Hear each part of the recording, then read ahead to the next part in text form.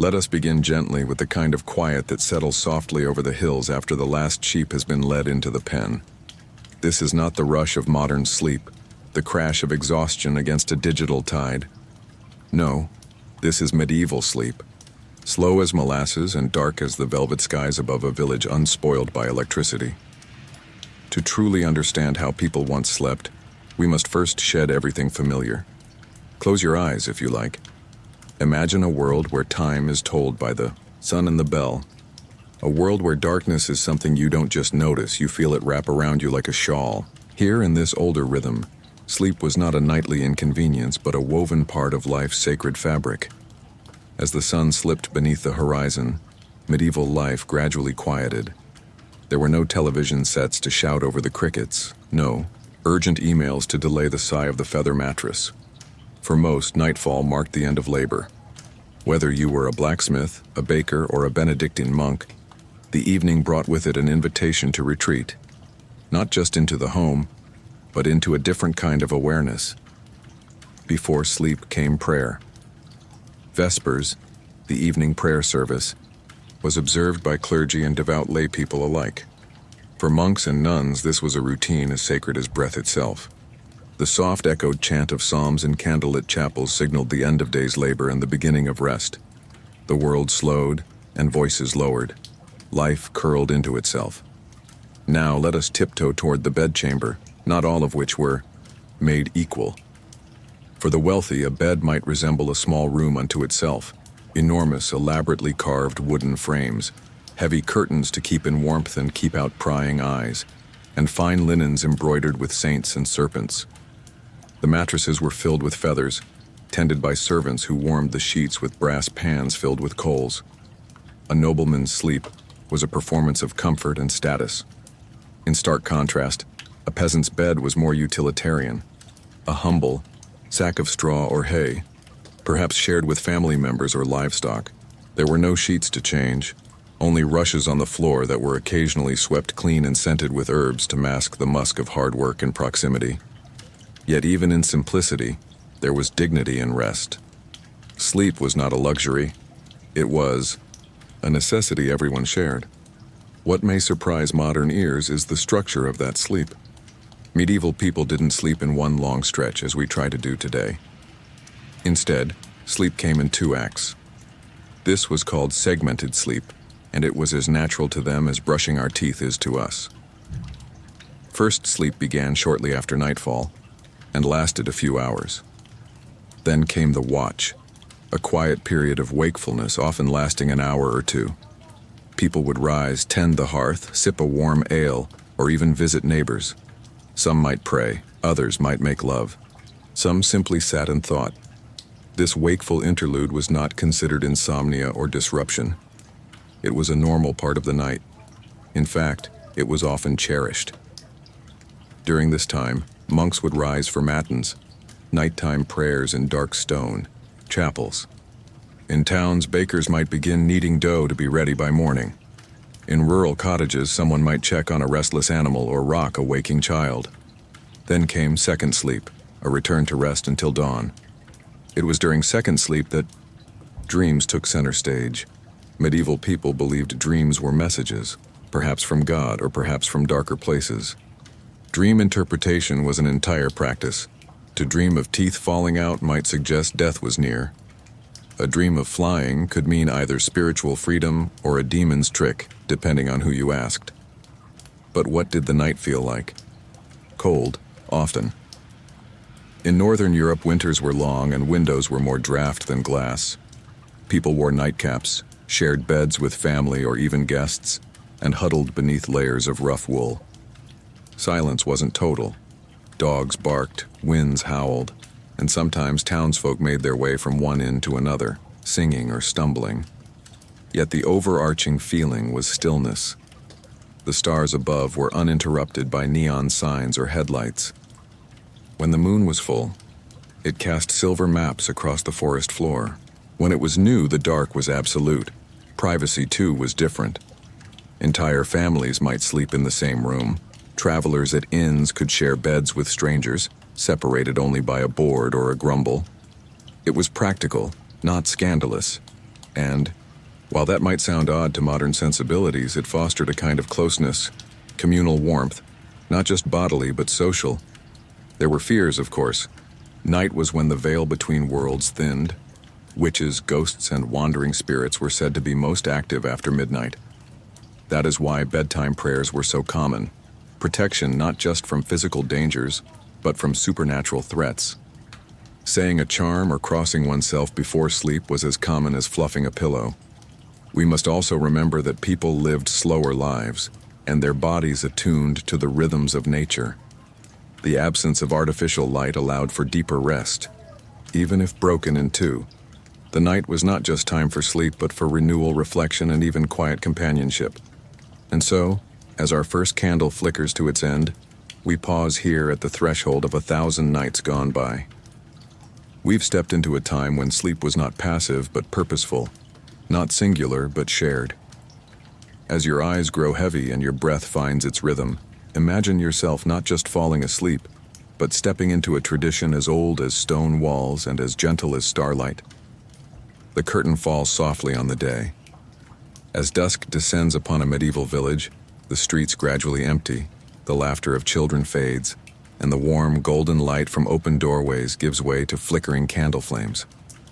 It is not a sudden darkness, but a slow, almost ceremonial folding away of light, like an old woolen cloak being drawn over the shoulders of the world.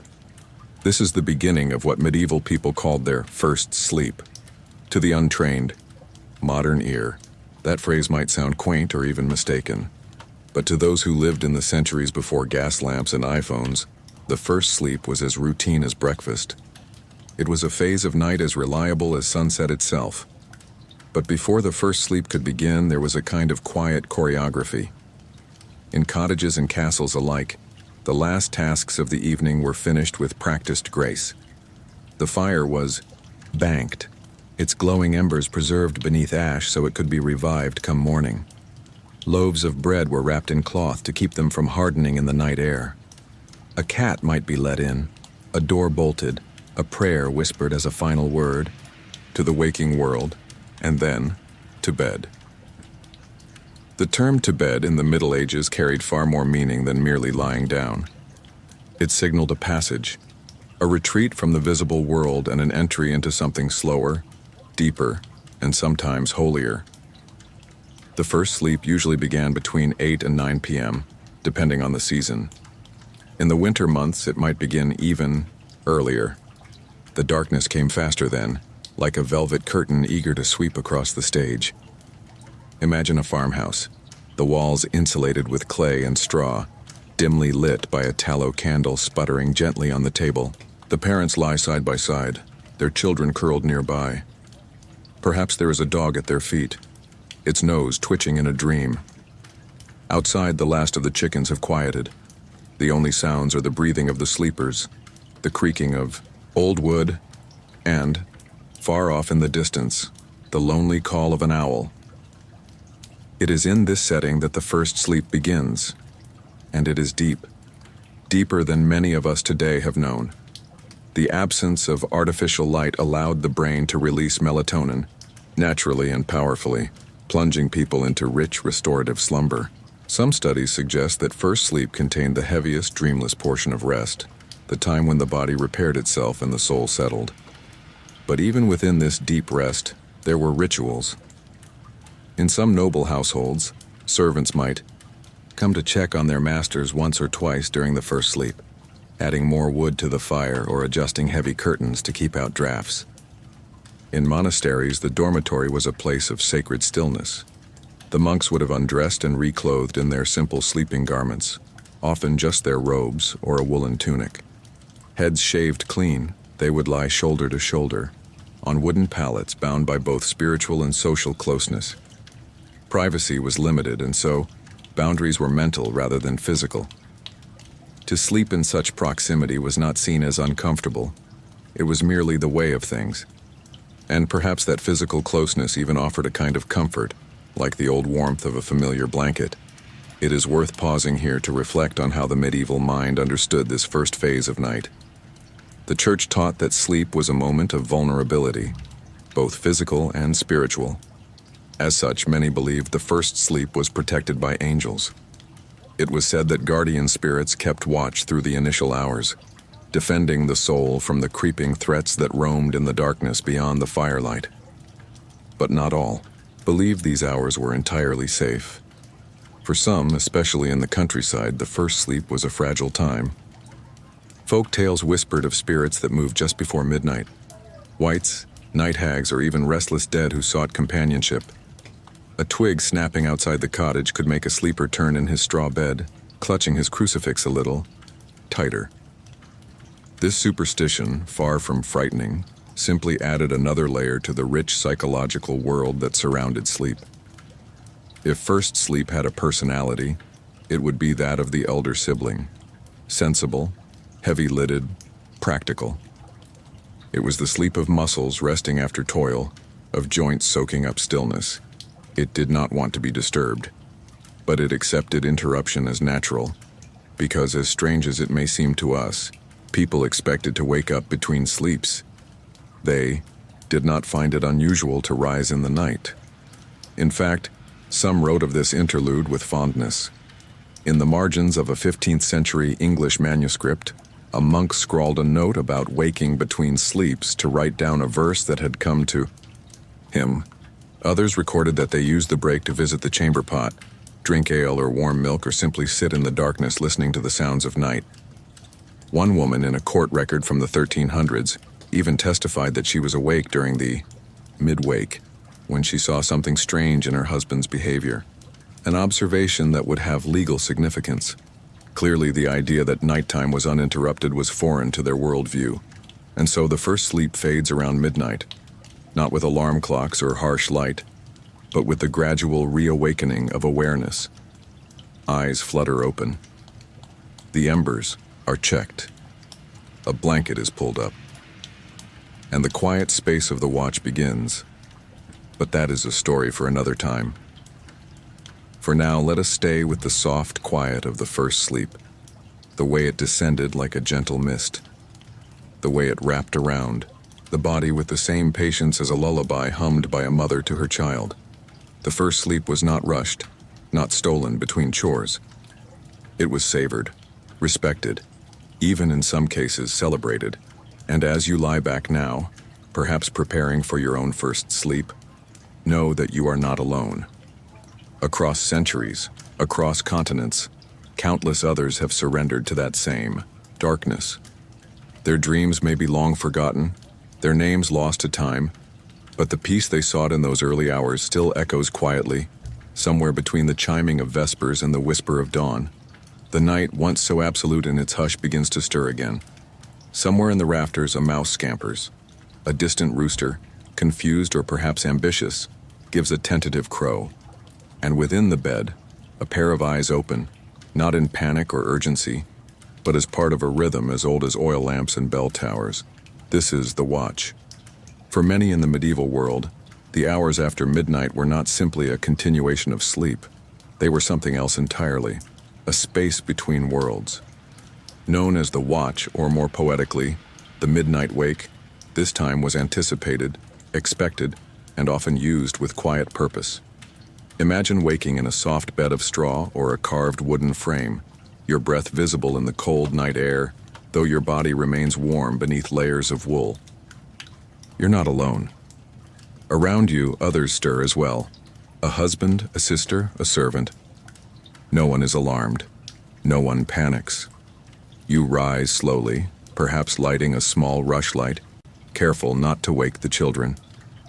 It is not a time for loud conversation, nor for great endeavor, but neither is it a time purely for rest.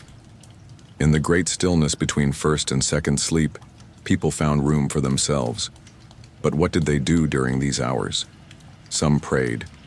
Indeed, the church had anticipated this moment centuries before. Monasteries were designed to call the faithful from their beds during the darkest hours for matins, a service held in the early night, often around 2 or 3 in the morning. Imagine dozens of monks in rough woolen habits rising without complaint, filing silently into a stone chapel echoing with the distant drip of melting candle wax. Their chants, low, rhythmic, ancient, seemed to anchor the world against the void outside. But outside the monastery walls, the world watched too. Peasants might use this time to check on their animals. A lamb born early, a fire gone cold, a leaking thatch. These were not things that waited until morning. A mother might nurse a child, humming softly to soothe the shadows. A farmer might rise to relieve himself, and then linger at the door, gazing at the stars with a familiarity most of us have lost. No street lamps to obscure the heavens. Just the moon, the wind, and the hush of soil resting beneath frost. And for some, this was a time for intimacy. Letters from the period, rare but revealing, hint that couples often chose the watch as a time to be together. The first sleep left the body rested but not yet dulled by full slumber. The mind still close enough to waking to allow for connection. A husband might turn toward his wife then, not with urgency, but with tenderness. And in those whispered conversations, or shared silences, a different kind of bond grew in the night. Others used the time to think. This was perhaps the most sacred use of the watch. With the world so quiet, the mind could wander freely. Philosophers, scribes, and poets wrote of insights gained in these hours, dreams pondered, sins considered, even tasks planned for the coming day. The stillness of the hour offered no distractions, only the soft rhythm of one's own breath and the gentle ticking of thought. There are records of people using the watch for writing letters or crafting verses. In wealthier homes, a servant might bring warm wine or sweetened milk to ease the return to sleep. Some even spoke of meeting neighbors to share gossip or stories by the embers of a shared hearth. The idea of calling on someone at 1 a.m. might sound ludicrous now, but back then, it could be part of the social flow of night. And still, not everyone used the watch so gently. In cities and towns, this was a time when guards patrolled streets, ever wary of fire or mischief. Taverns, some of which operated around the clock, might still buzz with laughter or arguments. In certain quarters, thieves, beggars, and lovers crept through alleys, wrapped in cloaks and shadows. Night, after all, belongs to everyone, not just the dreamers, and let us not forget the poets of fear. This interlude in the night was also when superstitions crept closest. Old wives whispered that the veil between worlds thinned during these hours. It was the time of witches and wandering spirits, of strange omens and cold hands brushing against one's dreams. For this reason, some people kept protective charms by their bedside, a cross, a clove of garlic, a tiny pouch of herbs sewn into their pillows. Yet despite the fear, the dominant emotion of the watch seems not to have been terror. It was calm, thoughtful, a still lake of time into which one could step without ripples. There was no pressure to do, only to be. Eventually, sleep would return. Second sleep beckoned gently, like a cat curling back on the hearth. There was no alarm, no command, just a slow surrender back into slumber. Often, this second sleep was filled with vivid dreams.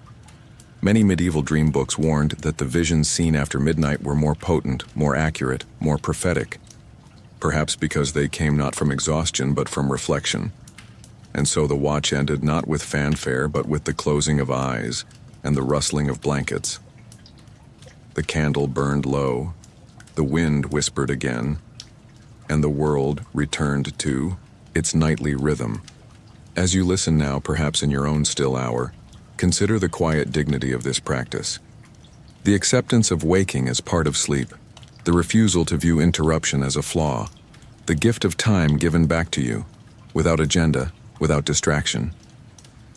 It is a luxury, perhaps, to sit awake while others sleep, but it is also a return to something ancient, something tender, something profoundly human. So rest now if you like, or linger a while longer with your thoughts. The night is not in a hurry. The watch has passed. The candle gutters low, its wick curling like a question mark in the wax. And outside the window, if you're lucky enough to have one, the darkness begins to shift ever so subtly. Not to light, not yet, but to a lighter kind of dark. A whisper of silver. A promise. Now comes the second sleep. In the medieval night, this second stretch of slumber was not a return to the first. It had a different character, softer, more vivid, and often more mystical. Where the first sleep rested, the body, the eye, second stirred the soul. You may imagine yourself now back in bed. The hearth has cooled. The house is still again. Whatever small tasks filled the quiet of the watch are now complete. You've taken a sip of something warm, you've muttered a prayer, or simply let the silence carry you. Now your body sinks into rest a second time, like a boat drifting from shore. This second sleep might last until dawn, or just a few hours. And it was during this phase that dreams were said to come more frequently, and with greater meaning. 2. Dream during second sleep was considered different than dreaming early in the night. These dreams were thought to be clearer, more connected to the divine or the subconscious. Many medieval dream manuals insisted that dreams after midnight were true dreams, ones with meaning and perhaps even prophecy. They were sought, interpreted, feared, and cherished. One popular guidebook on dreams in the 13th century claimed that to dream of climbing a ladder during second sleep meant you would rise in social rank. To dream of teeth falling out as always boded death. A dream of water, calm flowing water, was said to suggest spiritual cleansing, especially if it appeared just before dawn. But dream books were not reserved for nobles or monks. They circulated widely in popular culture, often written in vernacular languages filled with symbols that even a village miller could understand. People passed these books from hand to hand, discussed their dreams at morning markets, and even paid coin to village dream readers who interpreted signs with theatrical flair and rural wisdom. And it's no wonder that dreams held such power.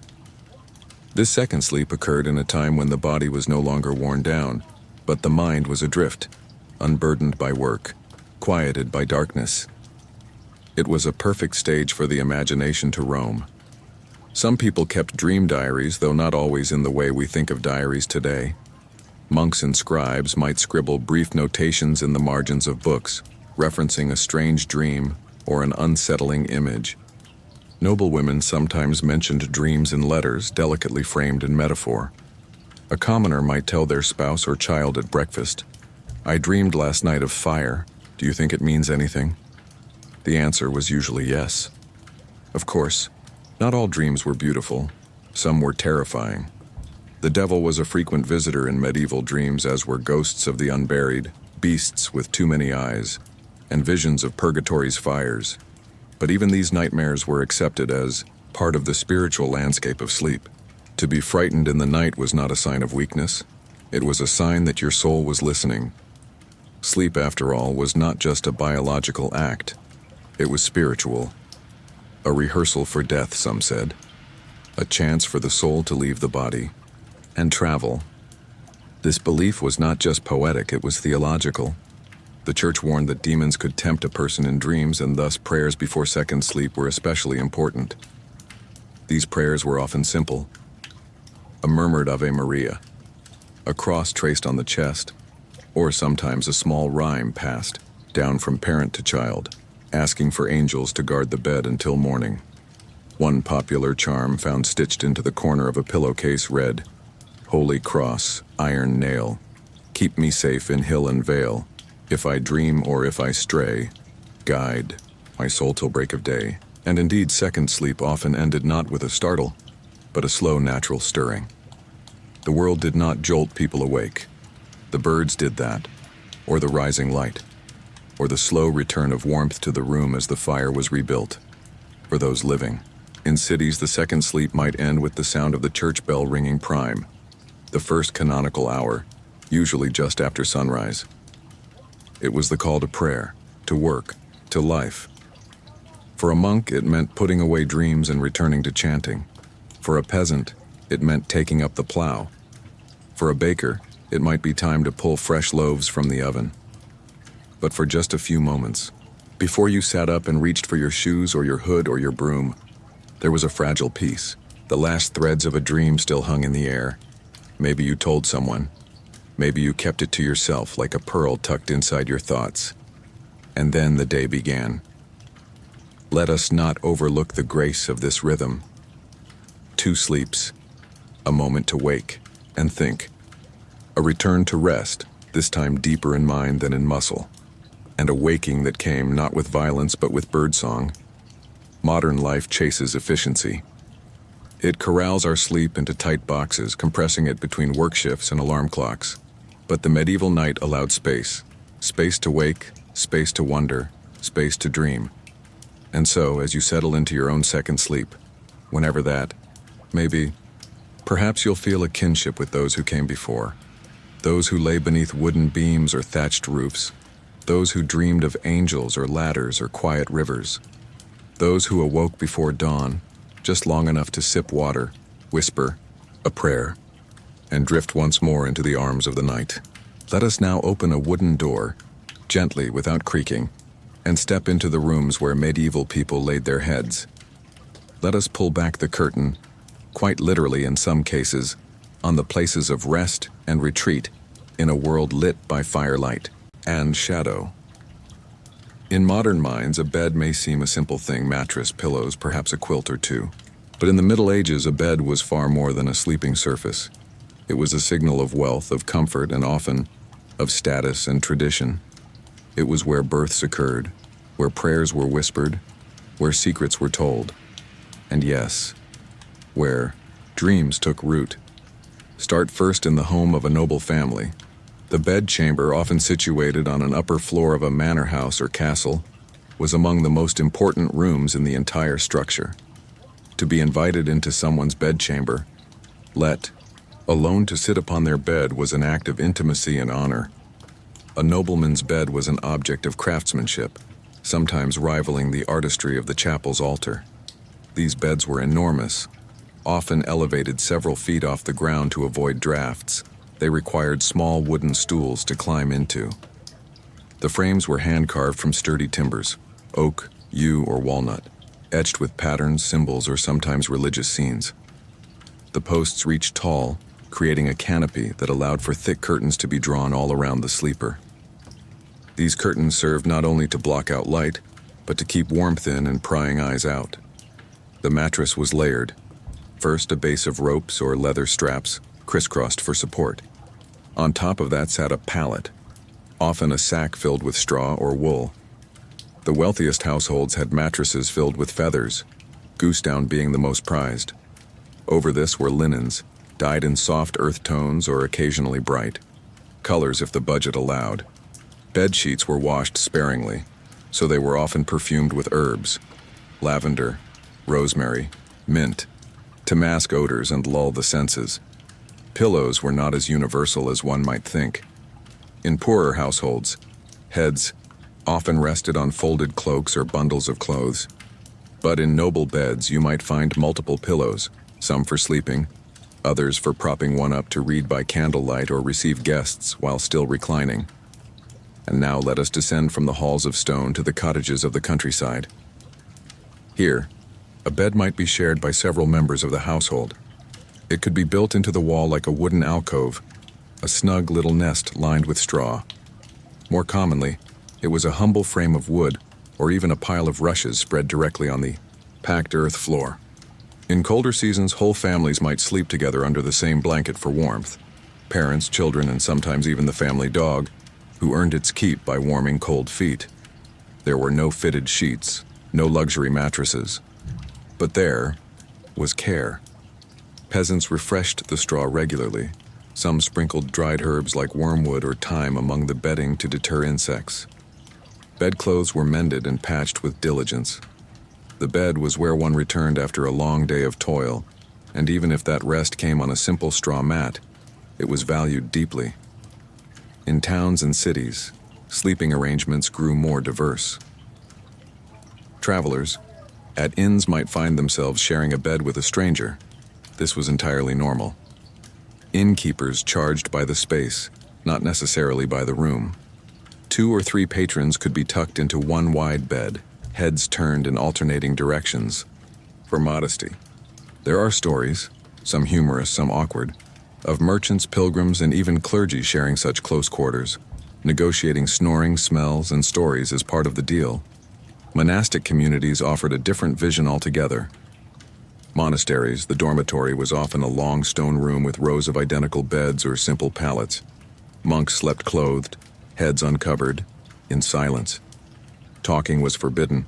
Each monk might have a tiny wooden chest by the bed for personal belongings, but the emphasis was on simplicity and humility. The mattress, if one existed, was thin. Blankets were coarse. The spiritual comfort of renunciation replaced the physical comfort of luxury. In every class, the bed also carried symbolic weight. It was the place where life began, literally. Most children were born in their parents' bed. It was also where people died. The medieval deathbed was not simply a moment of final breath, but a spiritual theater. Loved ones gathered, priests administered last rites, and candles were lit, not for illumination, but for the soul's journey. The bed held it all: pain, love, memory, transition. Because of this, beds were sometimes inherited. A father might leave his bedstead to his eldest son in a will. The linens might go to a daughter. Feather mattresses were valuable enough to be listed in inventories. A well-made bed was both furniture and legacy. And yet, even in all this detail, beds were also simply places of refuge. After a long day in the fields, or a long sermon in the cathedral, or a long ride on horseback, to finally lower oneself onto something soft, no matter how humble, was an act of grace. The drawing of curtains, whether thick velvet or thin linen, was a moment of separation from the noise of the world. And in that small, dim space between woven sheets and flickering candlelight, the medieval sleeper was not so different from you or me. They wished for warmth, for rest, for peace. They turned toward the wall or toward their loved one. They tucked their feet in and sighed. Perhaps you can feel it now, that universal moment when the body gives itself over, not just to sleep, but to comfort.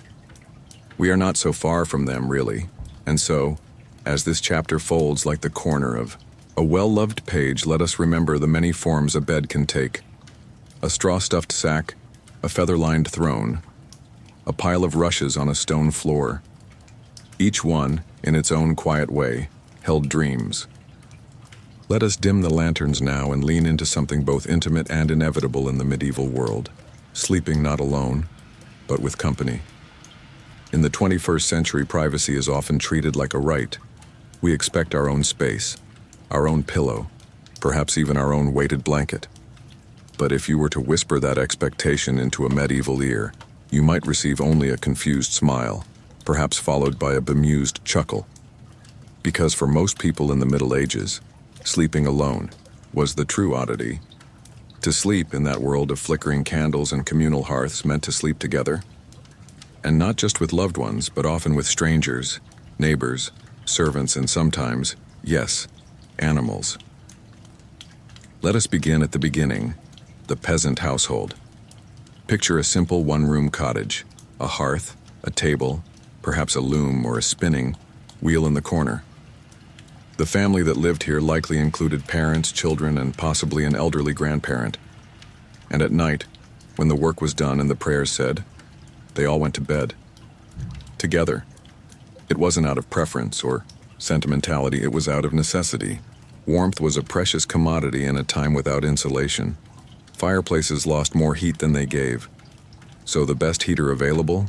Another person, or 3, or 5. Children curled up beside parents. Infants slept nestled between their mothers, arm in the wall. Teenagers might share a mattress of rushes with siblings, cousins, or even visiting neighbors. And it was not seen as shameful or improper. It was life. Now move slightly up the social ladder. In larger homes, separate bedrooms might exist, but beds were still often shared. Servants sometimes slept in the same room, or even the same bed as their masters, especially if they were body servants or traveling together.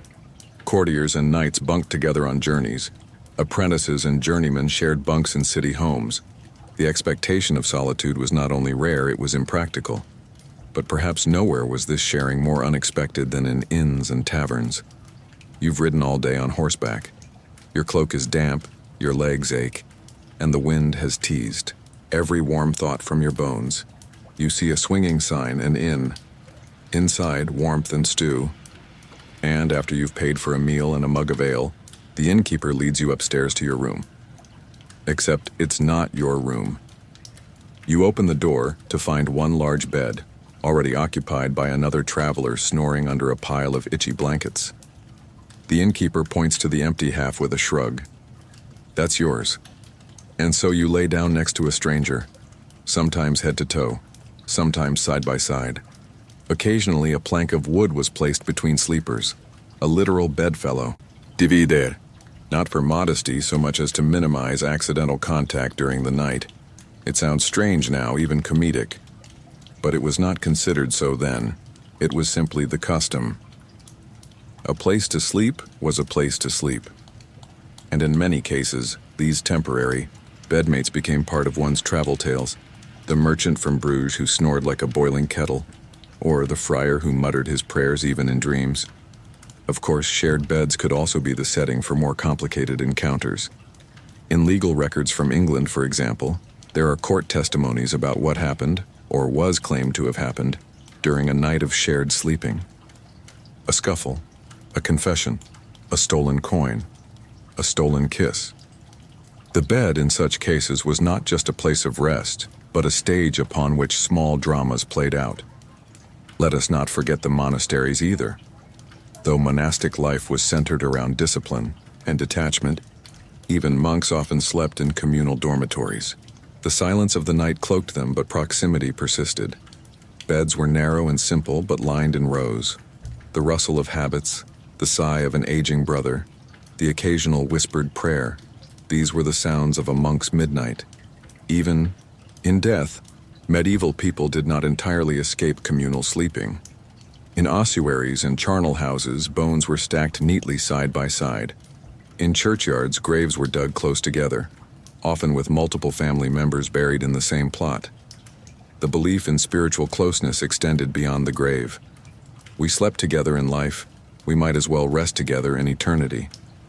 Now, some might ask, wasn't all this togetherness uncomfortable? Certainly it had its awkwardness. Imagine the occasional elbow, the sound of someone dreaming, or the impolite emissions of a body at rest. But medieval people had a tolerance for physical proximity that modern individuals often lack. Their lives were full of shared space, shared meals, shared tasks, shared burdens. Why not sleep too? There was comfort in this closeness. The warmth of another body, the sound of breathing, a soft, mumbled word in the dark. These things created a kind of human rhythm, a reassurance that one was not alone in the night. For a child afraid of the dark, nothing soothed more than the feeling of a mother's hand nearby. For the elderly, that nearness was sometimes their last connection to the living world. And so, as we lie in our separate beds, behind locked doors and in walled apartments, we may smile at the thought of such closeness. We may laugh even. But, perhaps in a quiet way, we also feel a bit of longing. To share the dark, after all, is to share our most vulnerable hours. It is to trust, to surrender the day's worries beside someone else who is doing the same. And while the modern bed is solitary, the medieval bed was a circle, of family, of strangers, of fellowship. As you rest tonight, perhaps you can imagine the gentle chaos of it.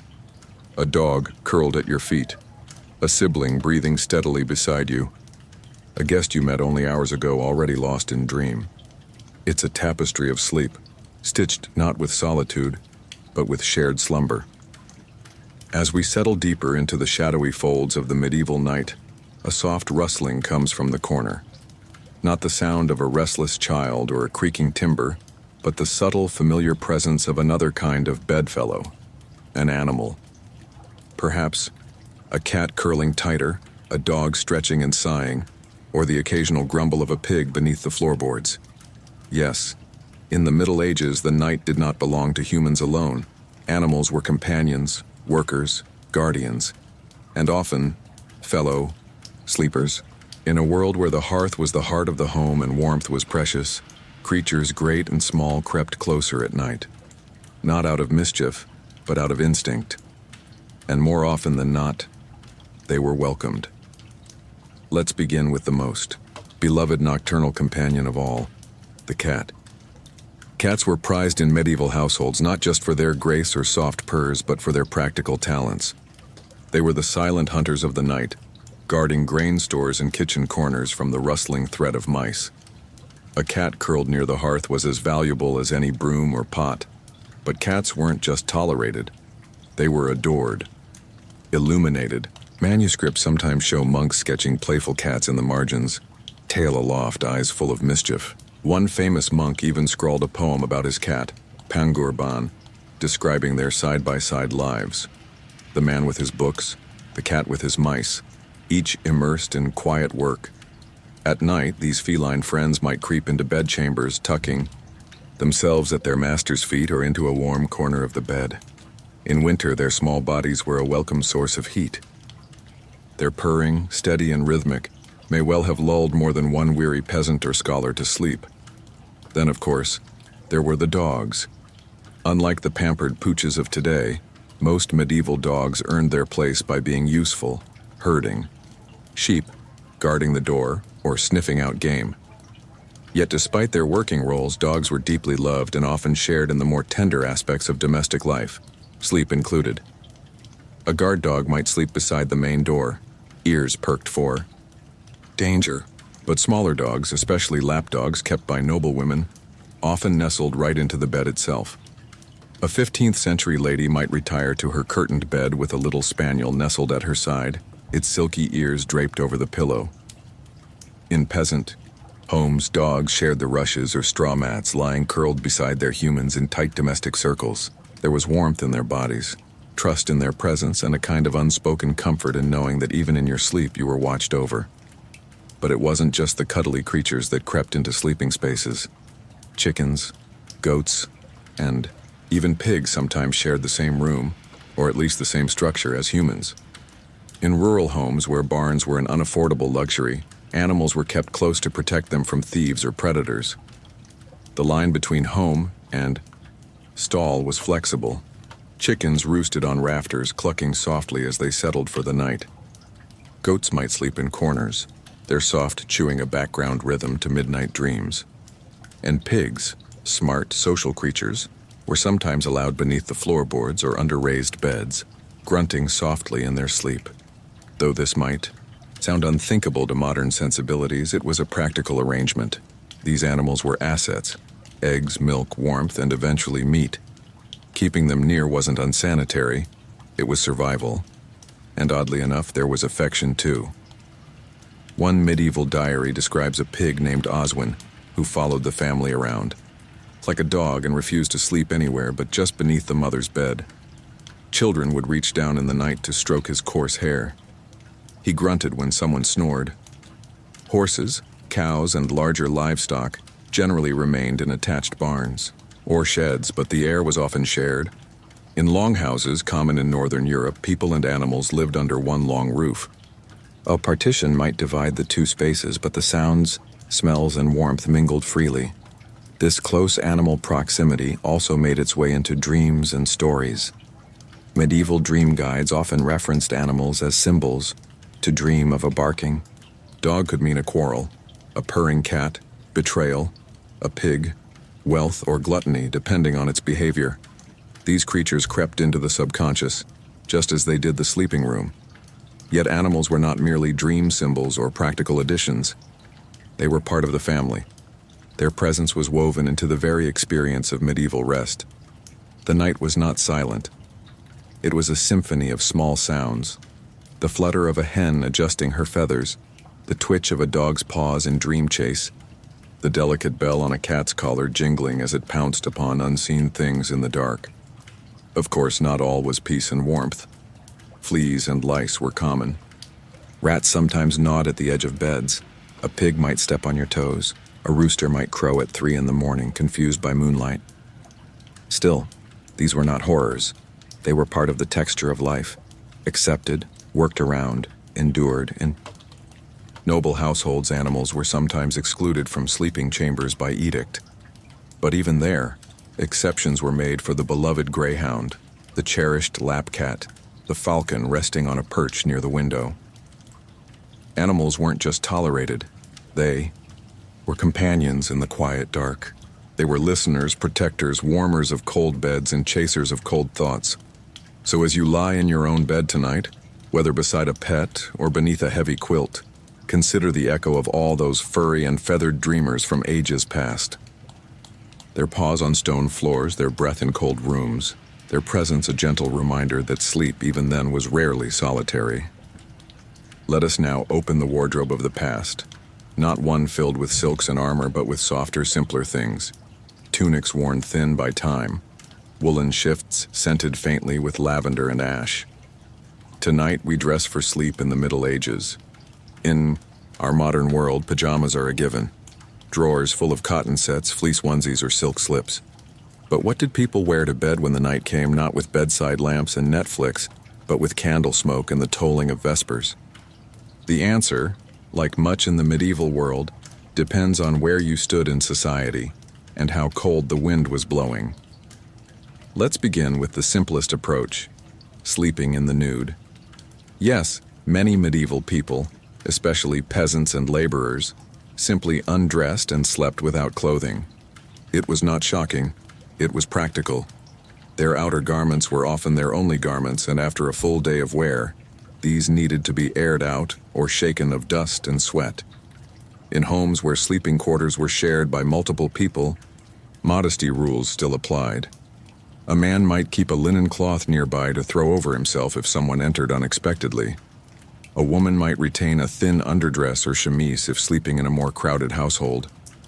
But the notion of stripping down entirely for sleep, particularly in warm months, was neither salacious nor strange. And in colder seasons? Then came the layering. The most common medieval nightwear, if it existed at all, was a simple linen, or woolen shift. For women, this was usually a long underdress or chemise extending to the ankles. For men, it might be a knee-length shirt, sometimes belted loosely for warmth. These garments were made of natural fibers, linen in the summer for breathability, wool in the winter for insulation.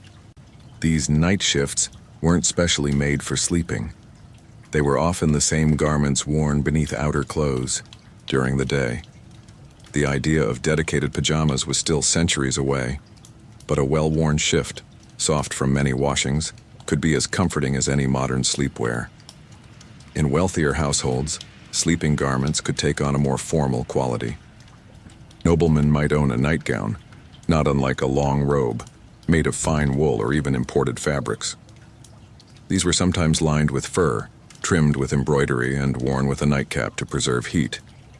A lady of the manor might don a sleeping smock of white linen, her hair braided or wrapped to keep it neat for the following day.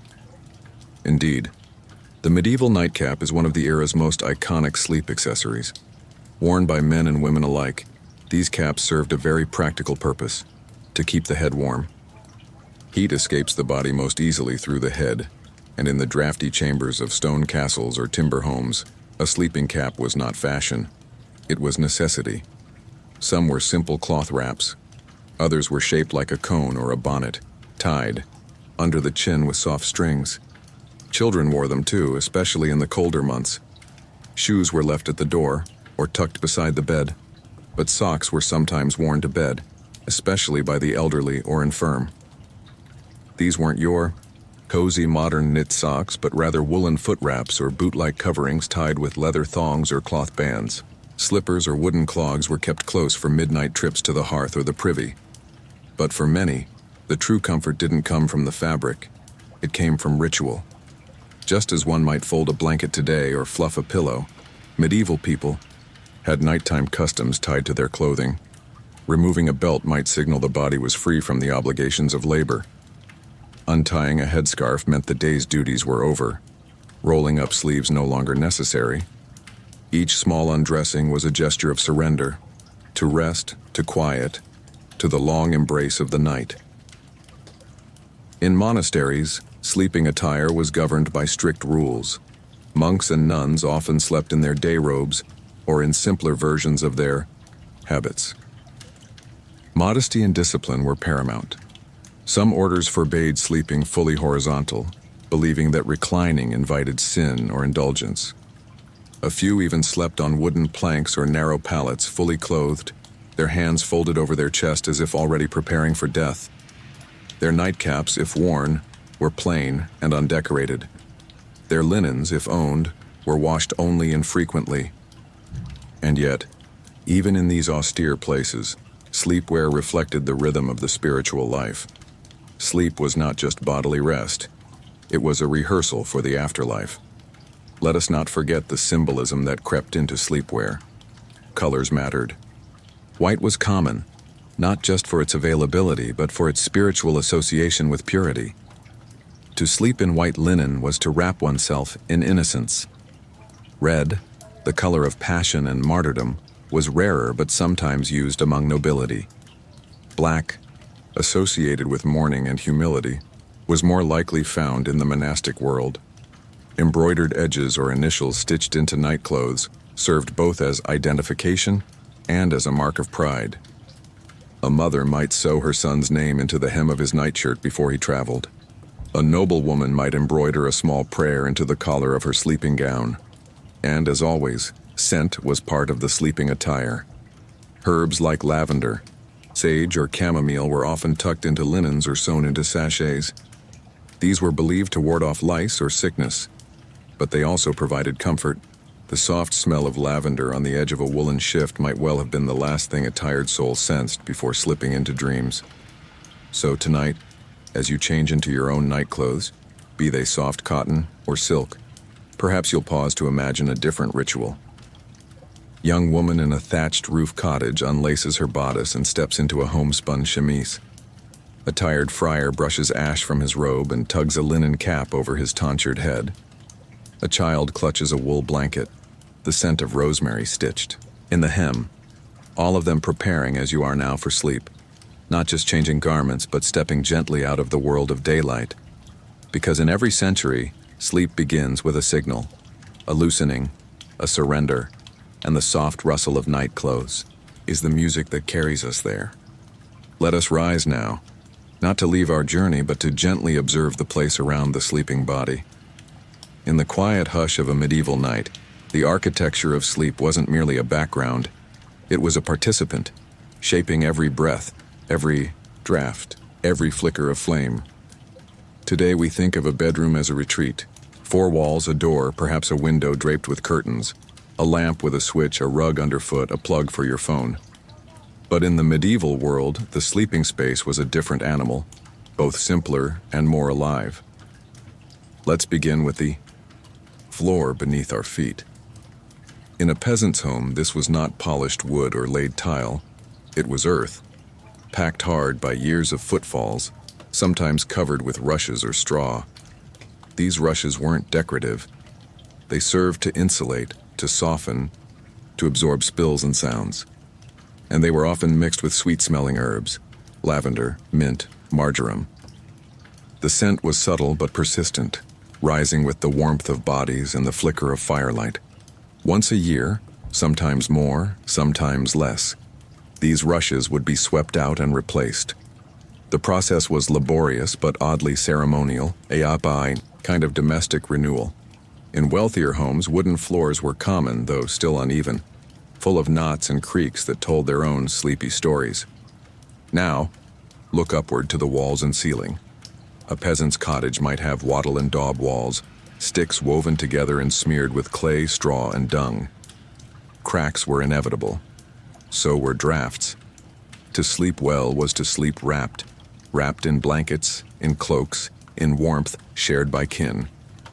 The roof above was often thatched, thick with bundled reeds, home to birds, sometimes mice, and always the whisper of rain when storms passed overhead. In townhouses and castles, the construction became more elaborate. Stone walls held the chill. Tapestries were hung not just for display but for insulation. These woven works of art, telling stories of saints or hunts, also kept the cold at bay and the echo of large rooms in check.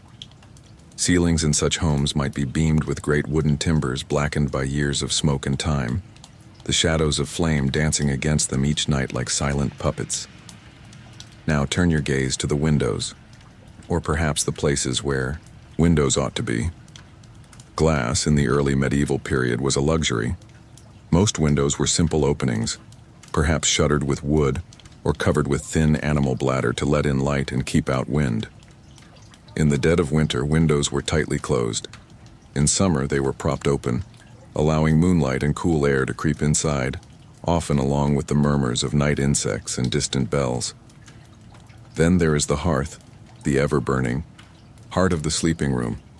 In smaller homes, the fire was central, literally, set in the middle of the floor, smoke rising through a hole in the roof or out the door. This fire gave light, cooked meals, and was kept glowing all night long. To let it die entirely was unwise. It meant a cold morning and a slow return of heat.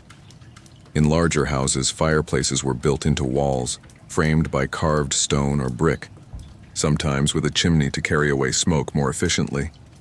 By night, the fire was banked, covered with ash to keep the embers alive. Many a medieval child fell asleep watching the red glow breathing of those coals, the soft hiss of settling. Wood firelight was not merely illumination. It was mood, it was motion. The way it played on walls, flickered across fabric, lit the underside of rafters. This was the light of dreams. Candles helped, of course, though they were expensive and not always reliable. Tallow candles stank. Beeswax candles were precious. Most households used them sparingly, extinguishing them long before the last yawn. And so, the room darkened gradually. First, the fire banked. Then the candles snuffed. Then the night itself took over, filling corners, softening outlines, turning everything into shadow and hush. In this deepening gloom, sleep was not a leap. It was a slide, slow and sure from waking into rest. But rooms were not always private. The very concept of a bedroom, as a room dedicated to sleeping, is largely modern. In medieval homes, space was shared and multifunctional. The same room might serve for eating, working, nursing the sick, and sleeping. In wealthier homes, separate chambers existed, but they were often open to attendants or shared with others in the household. Even royal. Chambers were porous. Kings and queens slept behind curtains, but their servants were close at hand. They might be tucked on benches, on pallets on the floor, even inside alcoves built into the walls. Privacy was a curtain pulled closed, not a door locked tight. In monasteries, the dormitory was a long, echoing hall with rows of identical sleeping spaces. In inns, the room might be a loft above a noisy tavern, reached by a creaking ladder filled with snores and the scent of ale. In cottages, a mother might tuck her baby into a cradle beside the fire, the father reaching up to hang a lantern from a rafter, just in case the night brought noise or need. Architecture, then, was not just shelter. It was a cradle, a kind of womb for sleep. The materials, stone, wood, straw, cloth, were not inert. They breathed, they sighed, they remembered. The walls held echoes of laughter, of arguments, of lullabies. The floor felt every step. The hearth carried every story, and when sleep came, it did not arrive in isolation. It entered a room full of presence. The creak of the floorboard, the gust at the window, the tiny sparkle of light as the fire caught a strand of someone's hair.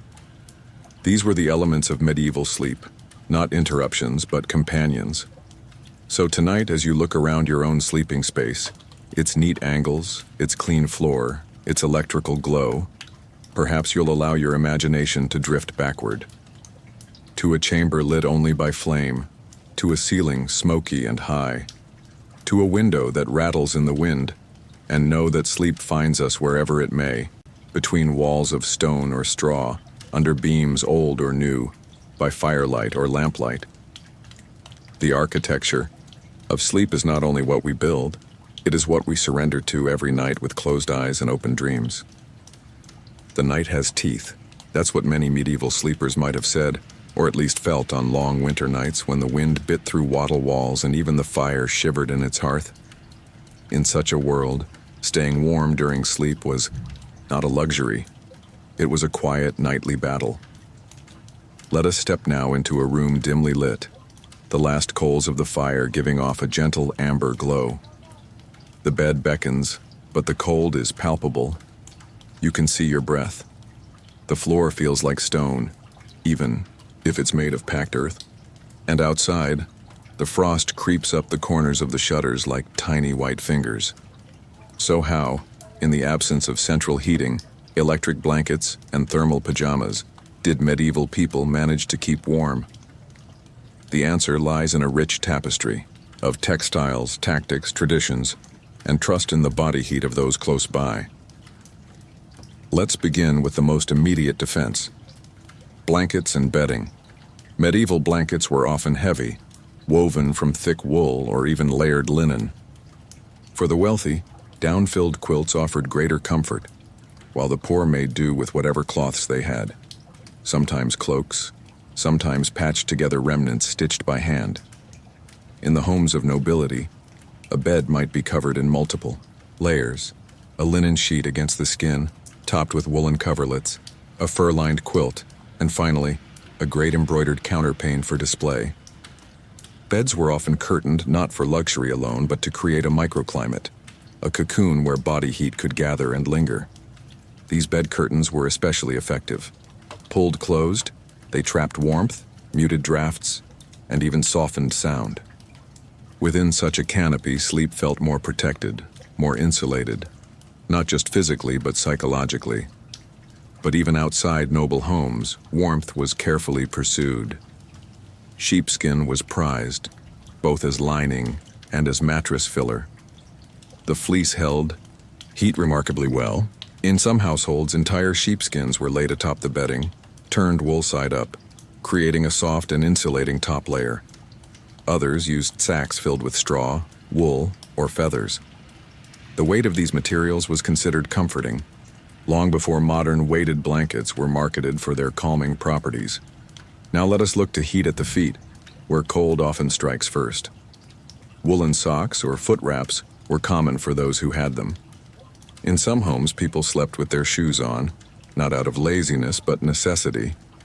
In deep winter, even removing boots could invite frostbite. At the very least, boots were set beside the fire so that they wouldn't freeze solid by morning. Hot.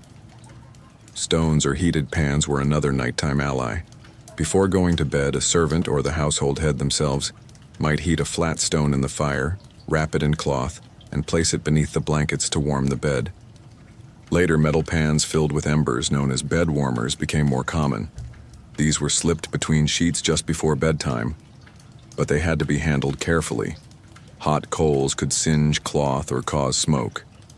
Still, they were treasured on the coldest nights. In monasteries, the battle against cold took on spiritual dimensions. Monks were expected to endure cold as part of their discipline. They wore simple habits made of coarse wool, and often slept in communal dormitories that offered little insulation. Yet some orders allowed for sleeping hoods, woolen caps, and even mittens. The idea was not to indulge in comfort, but to preserve one's ability to wake for night prayers without stiff joints or shivering limbs.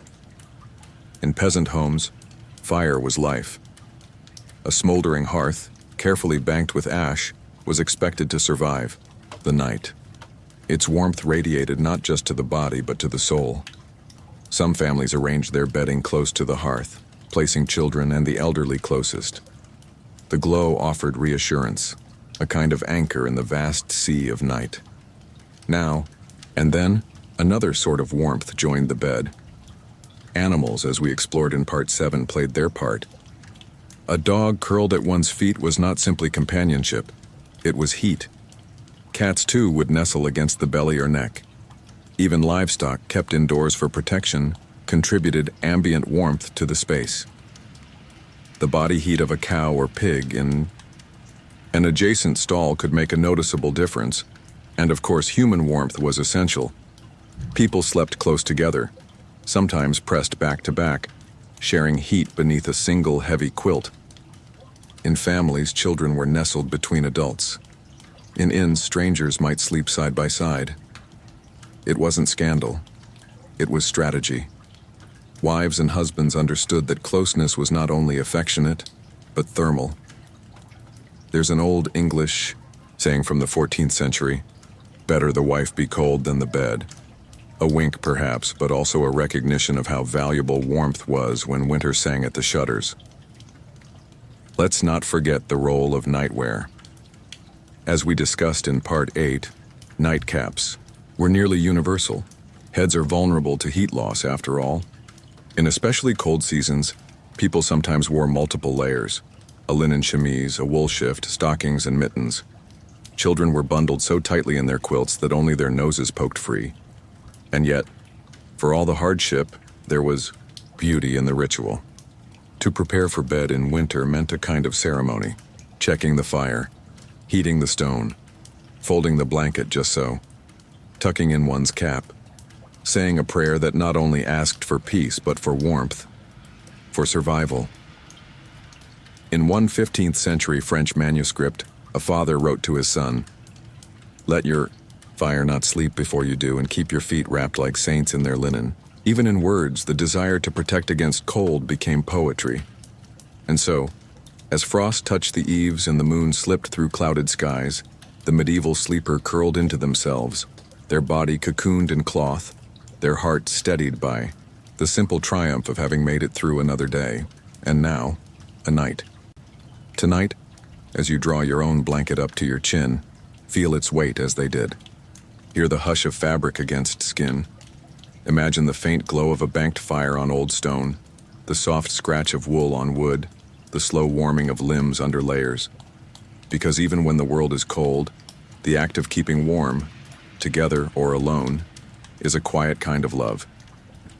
As night falls gently over field and tower, and the candle gutters low on the bedside table, there is one more task before the eyes may close. One more word, one more whisper, one more breath sent upward. In the medieval world, sleep was never entered without first knocking softly on heaven's door. Tonight we rest not only beneath blankets but beneath blessings. To understand the medieval night is to understand that it was a time of both comfort and risk. In a world filled with uncertainty, of illness, spirits, misfortune, and unseen evils, the act of closing one's eyes was not taken lightly. For some, it was the closest thing to dying they experienced each day. And so before sleep came surrender, came ritual, came prayer. Let us begin in the monastic world, where spirituality shaped every breath. Monks lived by the hours of the divine office, and sleep was bracketed by prayer. Before first sleep, vespers were sung. Gentle psalms chanted in candlelight, voices low and steady, echoing against cold stone. And just before bed, Compline was observed, the final prayer service of the day, filled with pleas for protection in the dark. "Guide us waking, O Lord, and guard us sleeping," the monks would sing. "That awake we may watch with Christ, and asleep we may rest in peace." These weren't simply beautiful words, they were shields drawn around the soul. After Compline, monks filed in silence to the dormitory. There, in rows of simple beds or wooden pallets, they lay fully clothed, their heads covered, their hands often folded over their chest, like the sleeping dead. The symbolism was not lost. Each night was a small rehearsal for eternity. But even outside the cloister, nightly prayer was part of daily life. In peasant homes, prayer came in many forms, some passed down through generations, others whispered, on instinct. A child might kneel beside a straw-stuffed mattress and say a rhyme learned from her grandmother. A mother might cross herself and murmur names of loved ones long gone. A father might glance toward the fire, still glowing faintly, and give thanks for its warmth, and for another day survived. One of the most common nighttime prayers, in various forms, asked not just for peaceful dreams, but for protection, because the night was not empty. It was a time of unseen movement. Spirits, some believed, were more active after midnight. Witches walked when others slept. Demons whispered to the mind during dreams. It wasn't unusual for someone to hang herbs or charms above the bed, angelica root, St. John's wort, rue, or to sew a cross into a child's pillow, or to keep a bowl of blessed water near the door. Even those who could not read might know, a spoken charm: "Bless this bed, and all who lie keep the devil's hand and wandering eye. St. Michael stand, St. Mary stay, guard my soul till break of day." The church taught that the soul left the body during sleep, drifting into a dream world where it could encounter good or evil, clarity or temptation. To fall asleep unblessed was to risk the soul's safety. Thus, nightly confession spoken silently or aloud was encouraged. "Forgive me, Lord, for my thoughts, for my temper, for my neglect," they might say, and then, only then, would they close their eyes. But it wasn't all fear. There was beauty in this spiritual discipline. The prayers were often sung, not solemn dirges, but melodic lullabies to the heavens. Even in private homes, families might end the day with a hymn, the melody curling through rafters, rising with the smoke of the fire. There was peace in it. Sleep was not escape. It was union with God, with creation, with the quiet rhythm of the stars. And so many dreams were interpreted as divine messages. If one dreamed of light, it might be an angel. Of falling, a warning, of fire, a purging of sin, or a temptation smoldering in the heart. Dream books flourished, helping people decode these nightly visions. A pious woman might wake in the still hour and record a strange image on a scrap of parchment. A monk might note a symbolic dream in the margin of a psalter. A village priest might reference a vision in a Sunday sermon. Some saints were even believed to visit the sleeping faithful. Saint Joseph, protector of families, was said to appear in dreams, offering advice or comfort. Saint Michael might appear as a warrior, shielding the dreamer from unseen foes. The Virgin Mary came robed in light, silent and serene, pressing her hand to a fevered brow. Whether real or imagined, these encounters brought solace that lingered long past dawn. And when illness came, when sleep turned into vigil, or death crept close, prayer became everything. The dying were put to sleep, not with fear, but with ritual. The final prayers, known as the commendation of the soul, were whispered as one lay in bed. "Go forth, O Christian soul, from this world." A priest stood nearby. A candle flickered. Those gathered prayed not only for peace, but for safe passage. Because sleep was not just for the living. It touched the threshold of something more. Even gravestones echoed this language. "Here lies so-and-so who sleeps in the Lord." Sleep and death were siblings, not enemies. Both were returns to stillness, to surrender, to the hope of waking again. So tonight, as you turn down your blankets, consider the echo of those ancient prayers. You may not whisper Latin psalms. You may not sprinkle holy water on your pillow. But the desire is the same, to enter sleep not as a fall, but as a release. To trust that the world will hold your breath, your body, your heart, while you drift beyond the edge of day. And whether you believe in angels or only the comfort of darkness, there is grace in the pause before sleep, a space for reflection, a final word, a sigh, a smile.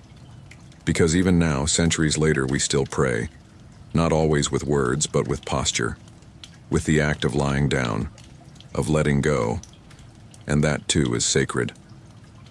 The fire is low now, casting only the gentlest glow upon the walls. Outside, the night stretches wide and silent like a deep black sea, and within this stillness, the dream begins. In the medieval world, sleep was never just rest.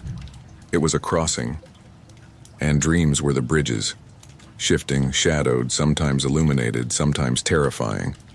They were not taken lightly. A dream could mean everything or nothing at all. It could be a divine message, a demonic trick, a memory disguised in symbol, or a prophecy not yet ready to bloom. To dream in the Middle Ages was to receive a message from the unseen world. Let us begin with what people believed dreams were. According to early Christian thought refined over centuries, dreams came from three possible sources: God, the devil, or digestion. Yes, even then people understood that sometimes a heavy supper could summon strange visions. But even mundane dreams could carry meaning if one knew how to read them, and read them they did. Entire books were written, some scholarly, some mystical, some downright peculiar, detailing the symbols and patterns found in dreams.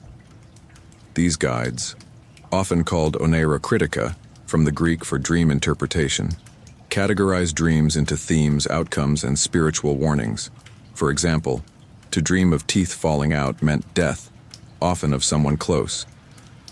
To dream of flight could signify spiritual ascension or a desire to escape temptation. A snake might represent sin, hidden enemies, or wisdom, depending on context. Fire was cleansing, but also destructive. Did it warm, or did it burn? These interpretations were not guesswork. They were often linked to biblical allegory, saints' visions, and ancient Greek philosophy, especially the works of Artemidorus and later Christian theologians like Augustine and Aquinas. One popular dream manual from the 14th century opened with this line, "Dreams are the mirrors of the soul and the tongue of angels and devils alike." Poetic, yes, but also a fair summary of how seriously dreams were taken. Even kings consulted dream interpreters. Charlemagne, it is said, once dreamed of a sword with two blades, one pointing to heaven, the other toward the earth. His advisors debated for days whether it foretold glory or ruin. In another tale, Eleanor of Aquitaine dreamt of a tree growing from her womb, its branches crowned with lions. That dream, some said, predicted the birth of Richard the Lionheart. But it wasn't only the powerful whose dreams mattered. Peasants, merchants, monks, and widows all dreamed, and all sought meaning. A village baker might ask his priest about a dream of a crumbling wall. A midwife might interpret a woman's nightmare about drowning as a sign of difficult childbirth. Children, too, were asked to recount their dreams, especially if they involved angels, saints, or signs from nature. Because in medieval thought, dreams could be oracles. They could warn of plague or famine. They could foretell the birth of twins or the betrayal of a friend. One documented case from a 13th century Italian village tells of a man who dreamed of a fox stealing a loaf of bread. 3 days later, his neighbor was caught stealing from the church offering plate. Coincidence? Perhaps. But to those living, within a world of signs and portents, it was proof that the dream world and waking world touched hands. Some dreams were vivid enough to become legend. Saints' dreams, in particular, were chronicled with great care. Saint Benedict once dreamed of a fiery globe that carried his soul toward heaven. Saint Perpetua, imprisoned in a Roman cell, dreamed of climbing a golden ladder guarded by a dragon, which she defeated with calm resolve. These dreams were not just personal. They became public, shared through sermons and texts as divine testimony. And then, there were nightmares, which medieval people took very seriously. To awaken in a cold sweat, to feel the weight of something on one's chest, to be chased by dark figures through dream corridors. These were not shrugged off. They were believed to be the work of incubi, succubi, or restless spirits. To protect against such dreams, people employed charms, prayers, and even physical objects. An iron knife under the bed, a cross drawn on the door, or a tiny bag of herbs pinned to the sleeping garment. But not all dreams were warnings. Some were invitations. Mystics believed that dreams could bring one closer to God. Julian of Norwich described visions of divine light and warmth. Hildegard of Bingen received entire theological revelations in sleep, which she later illustrated in luminous, complex manuscripts. For the average person, dreams might carry simpler blessings: the voice of a loved one who had passed away, a glimpse of a longed-for place, a whisper of peace after a troubled day. In such dreams, the line between grief and comfort blurred. And what of those who dreamed nothing? That too had meaning. A dreamless night might be seen as a sign of contentment or spiritual silence. Some monks even aspired to dreamless sleep, believing it showed detachment from worldly distraction. But others found such silence disquieting, a lack of connection to the divine. Upon waking, many people shared their dreams immediately. Over bread and morning broth, spouses exchanged strange images. Parents asked their children what they saw. In markets, gossip mingled with omens. "I dreamed last night of a rooster with a human voice. What do you think it means?" And from such murmurings, stories were born. Even today, some of those tales echo. The idea that dreams carry truth, that they reflect hidden fears, that they foretell, that they reveal. These ideas have not faded. And though we may no longer consult our parish priest about the dream of a crumbling tower, we still feel the weight of a powerful dream linger long after waking. So tonight, When sleep wraps around you and dreams begin to whisper, consider what they might have meant to those who slept in ages past. You are not alone in your visions. Somewhere, centuries ago, a shepherd dreamed of a shining stag beneath a silver tree. A child dreamed of flying across stars. A dying woman dreamed of a garden where time stood still. And maybe, just maybe, the dreams have not stopped speaking. Maybe they still carry messages. If only we have the softness of heart to listen. The fire has faded to embers. The world outside the shuttered window is hushed. It is the darkest hour, deep night, when the sun has traveled far from sight and the moon casts uncertain shapes along the floor.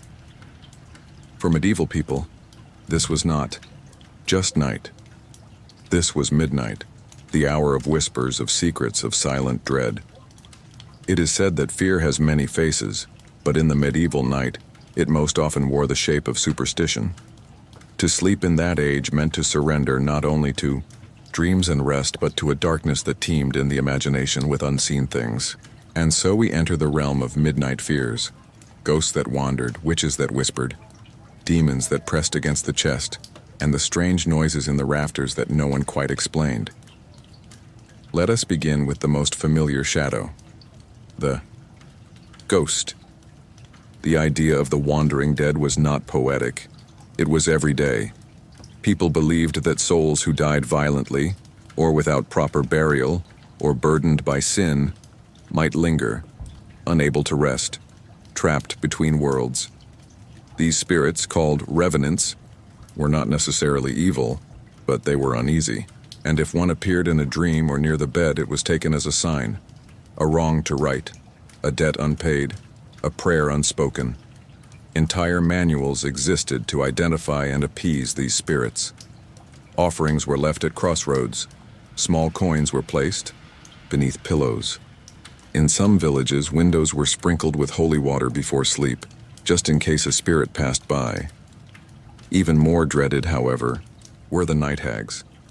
These spectral figures were believed to visit the sleeping, sitting upon their chest, stealing breath, causing paralysis. We now know this experience as sleep paralysis, a natural phenomenon, but medieval people saw it differently. It was a visitation, a warning, a malice made manifest. To protect against them, sleepers might place an iron blade beneath the bed, a sprig of rue above the door, or sleep with a crucifix in hand. Some even placed a broom across the threshold, believing a witch would be compelled to count every straw before entering. Because yes, witches, too, flew through the night. By the late Middle Ages, belief in witches had deepened, darkened. No longer merely herbalists or eccentric old women. The imagined witch had grown more sinister. She flew by moonlight, transformed into animals, danced in hidden gatherings, and most dangerously entered homes through cracks in chimneys. Witches were thought to steal infants, sour milk, or curse entire households. And they worked best. It was believed at night, particularly between midnight and the first cockcrow. This time, the witching hour became legendary. To guard against such intrusions, people left bowls of salt near windows, nailed iron horseshoes above the door, or recited charms before sleep. Under moon and over thatch, let no wicked soul unlatch. By the cross and sainted light, keep me safe this silent night. But it wasn't only spirits and witches that haunted the dark. There were also omens, the cry of an owl, the howl of a dog, the flutter of birds at night. Each could signal something amiss. A candle that flickered blue was taken as a sign of death. A cold breeze in a closed room, the passing of a soul. People listened to the night, not casually, but carefully. It had a voice. Doors were locked, curtains drawn, fires banked. But even then, one might awaken in the watchful hours, listening for footsteps that should not be there. And in many homes, stories were passed on from grandmother to child. Stories of that house on the edge of the forest, or that man who vanished after seeing a face at his window. Yet it wasn't all terror. Much of it was ritual comfort. Fear, when named and met with practice, becomes manageable. That is what the medieval world did. It met fear with structure, with words, charms, objects, routines. There were night prayers to ward off evil.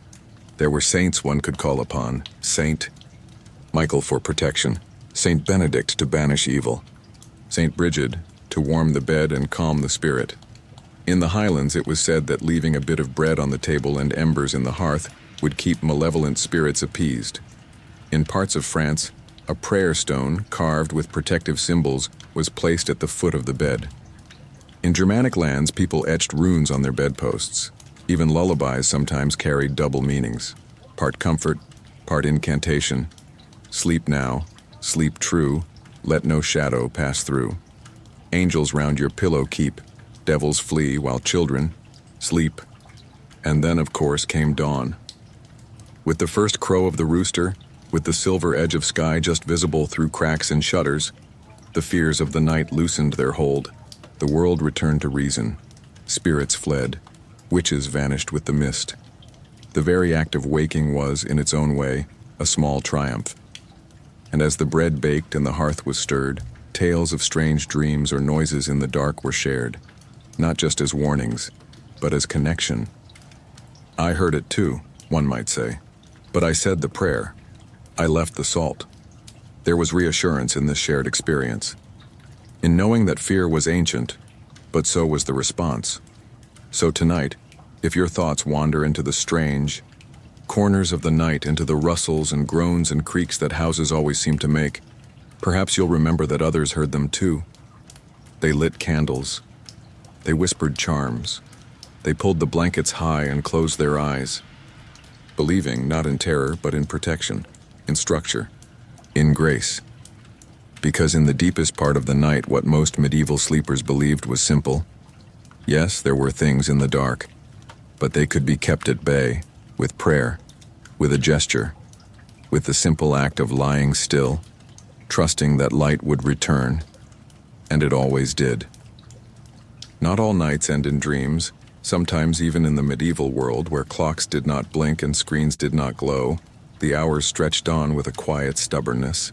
The fire was banked, the prayers were said, the body was weary, and yet sleep did not come.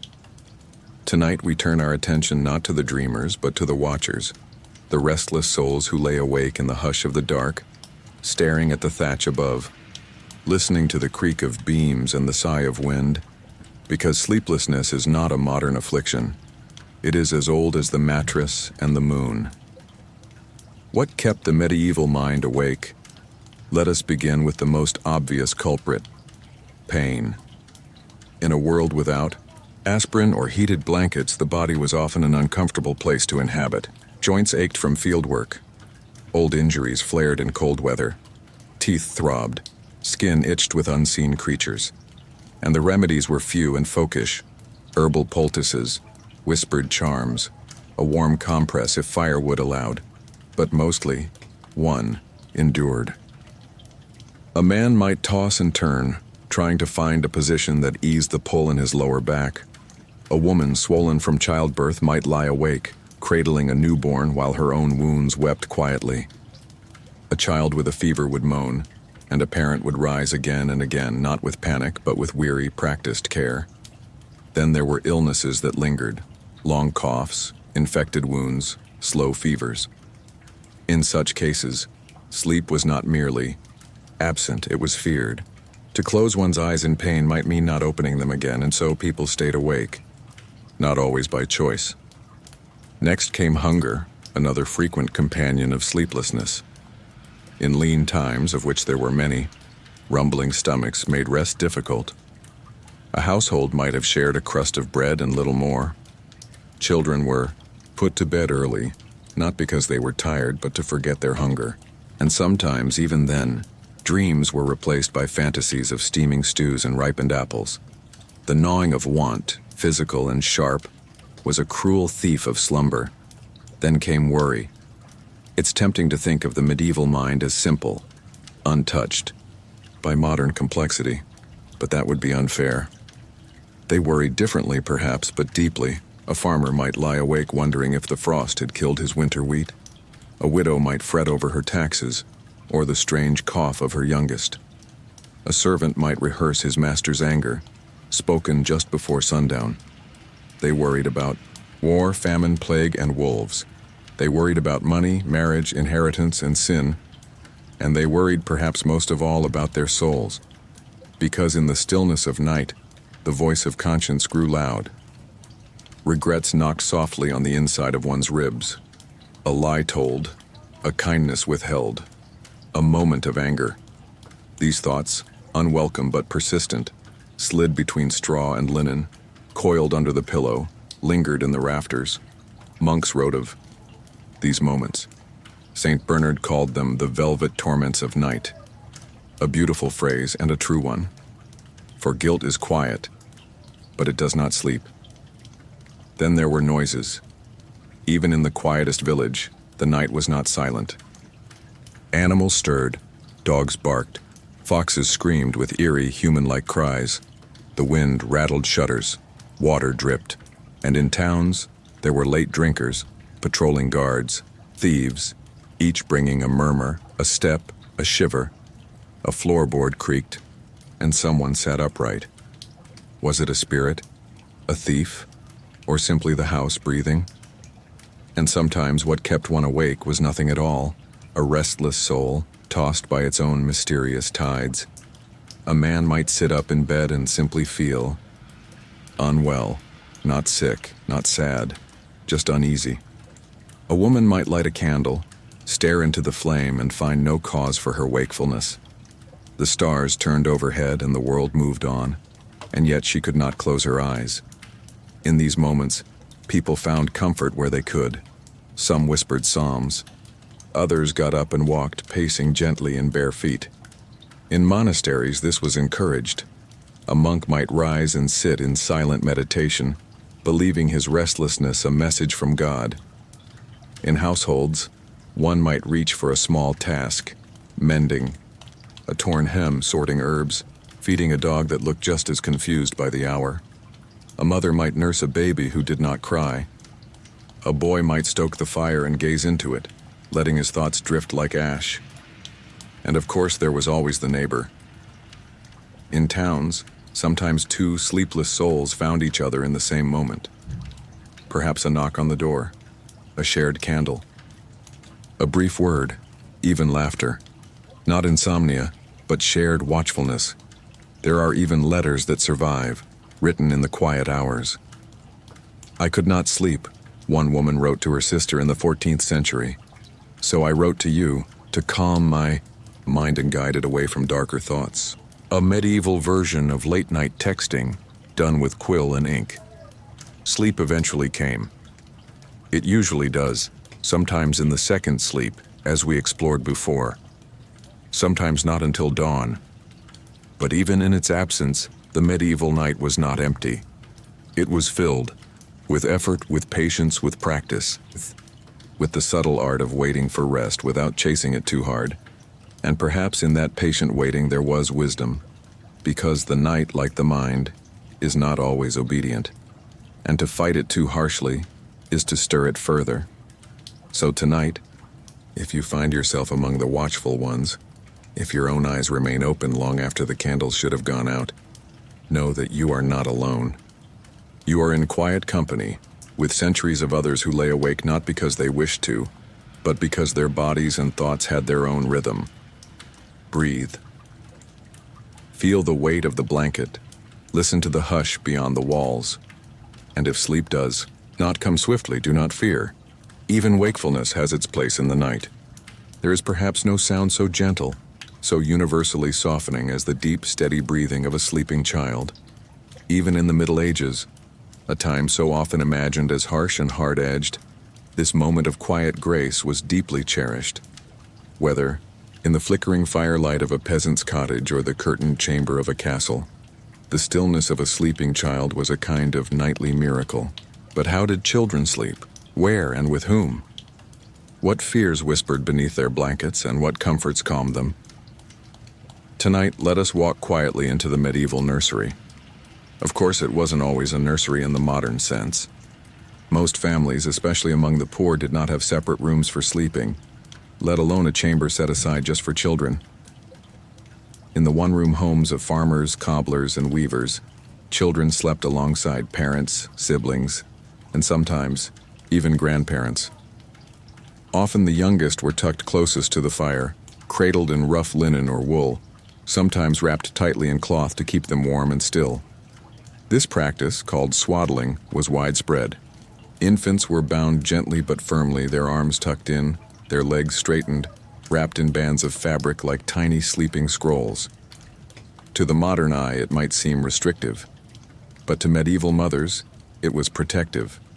Swaddling kept babies from scratching themselves, rolling into the fire, or being jostled too harshly in the crowded bed. And beds were rarely solitary.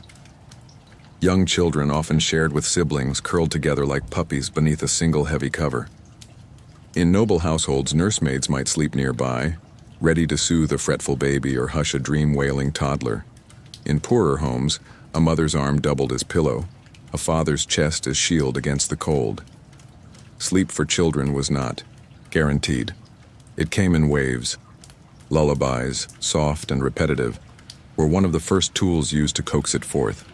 Some were songs we'd still recognize today, simple melodies filled with animal imagery, gentle rhymes, and themes of protection. A common lullaby from the 13th century begins, "Lullaby, mine liking, my dear son, my sweeting.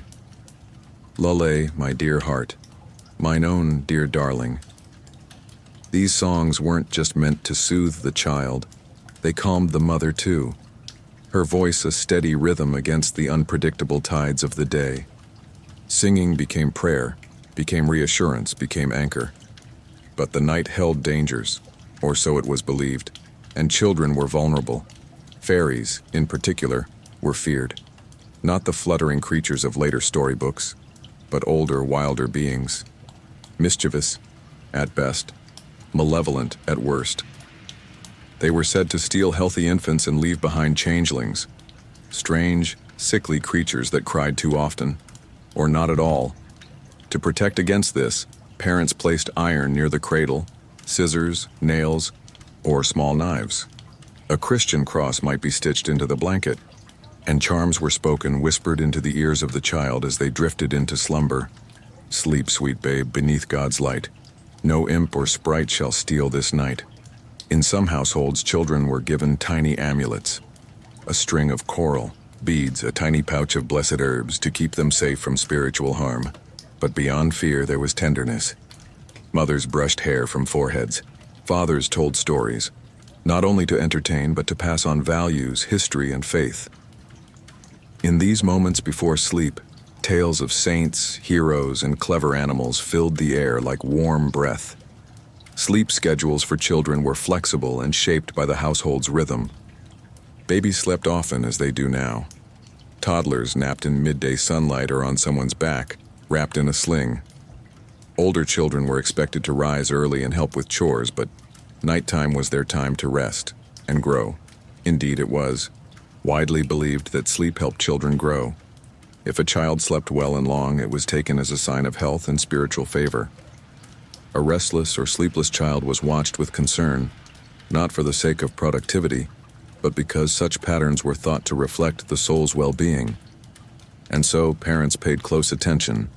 A feverish forehead prompted whispered prayers and herbal teas, chamomile, fennel, honey water. A child plagued by nightmares might be brought to the parish priest for blessing.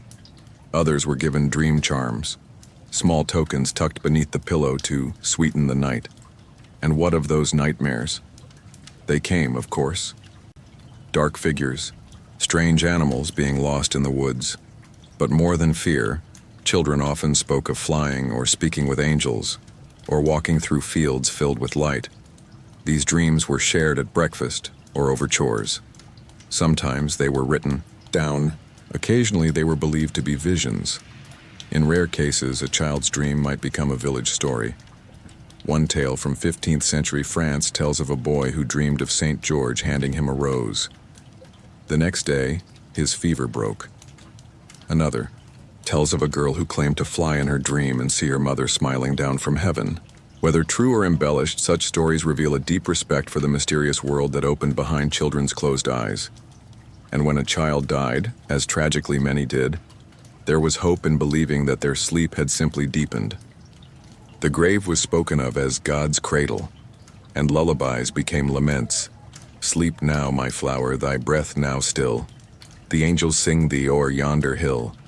It is a sorrowful image, but also serene, because for all its hardship, the medieval world knew how to cradle children in tenderness, to guard their sleep with story and song, with prayer and presence, and to believe deeply that rest, especially for the young, was sacred. So tonight, as you watch over your own child, or remember being a child yourself, perhaps you can still feel it, the warmth of a familiar hand, the hush of a soft voice, the safe cocoon of sleep gently settling like snow. Even in the darkest ages, the hearts of children were never left unguarded. In the long hush of the medieval night, after the fire has been banked and the world has grown still, there is yet one more light, flickering not from hearth or candle, but from the closeness of two bodies sharing warmth, breath, and the quiet rhythms of companionship. Tonight, let us slip gently into the world of love and sleep, of married couples, secret glances, whispered words, and the sacred smallness of nightly routine. When we picture the Middle Ages, it's easy to imagine grand romances or arranged unions, dowries, and duty. And yes, marriage was often practical. Two families, two properties, two bloodlines intertwined for lineage or labor. But beyond the contract was the chamber. Beyond the vows was the bed. And there, in the tender dark, love lived in quiet ways. Let us begin with the married bed itself. In noble households, it was a heavy carved thing, tall, wide, set with embroidered pillows and thick hangings. In humbler cottages, it might be a straw mattress laid on boards or even on the floor. Yet regardless of status, for married couples, the bed was more than a place to sleep. It was a space of union. And that union carried meaning, physical, emotional, spiritual. Newlyweds were often watched on their wedding night, not always in person, but by custom. Witnesses might remain nearby. The bedclothes were sometimes inspected, but after that first ceremonial night, couples slipped into their own rhythm, their own way of sharing the dark. Each had their role in the nightly routine. The wife might be the one to check the fire, stir the coals just once more. She might lay out her husband's nightshirt or smooth the blanket. The husband might secure the shutters, bolt the door, say the final prayer aloud. These gestures, small, habitual, were their own form of intimacy. And in bed, warmth was shared, in more than one way. Physical affection was not hidden away. Though the medieval church spoke often of chastity and restraint, it also celebrated love within marriage. There are letters from husbands to wives, rich with longing and tenderness. In one 14th century note, a merchant writes to his wife, "Each night I reach for you in my sleep and feel only the cold place where your warmth used to be." Touch mattered. A hand on the shoulder, a foot brushing against another beneath the covers, a sigh, a murmur, a quiet laugh. These were the invisible threads that bound couples not just in daylight, but in the hush of night. Of course, intimacy, in its fuller sense, was part of this space. Medieval texts, while often veiled in religious language, were not without candor. Marital intimacy was considered a natural and even sacred duty, but more than duty, it was pleasure, closeness, a way to express what could not be said aloud at market or mass. And like all things human, it was shaped by rhythm and ritual. Some believed there were better times for love, before second sleep when the body was rested and the mind still tethered to wakefulness. Others spoke of early mornings beneath the first light when dreams still clung to the skin. Certain days were avoided for spiritual reasons, Lent, feast days, or times of mourning. But when the moment came, it was received without shame, because the bed was a sanctuary. In noble households, it was often enclosed, drawn with curtains, set apart in a corner of the chamber. Servants knew to keep their distance. The crackling of the fire, the murmur of wind, the rustle of fabric, all covered the sounds of closeness with dignity. And in peasant homes, where privacy was rare, there was a different kind of trust. Even if children or in-laws shared the same room, a couple learned how to find their own space, a whispered word, a touch beneath the blanket. Love adapted. It didn't need silence, only understanding.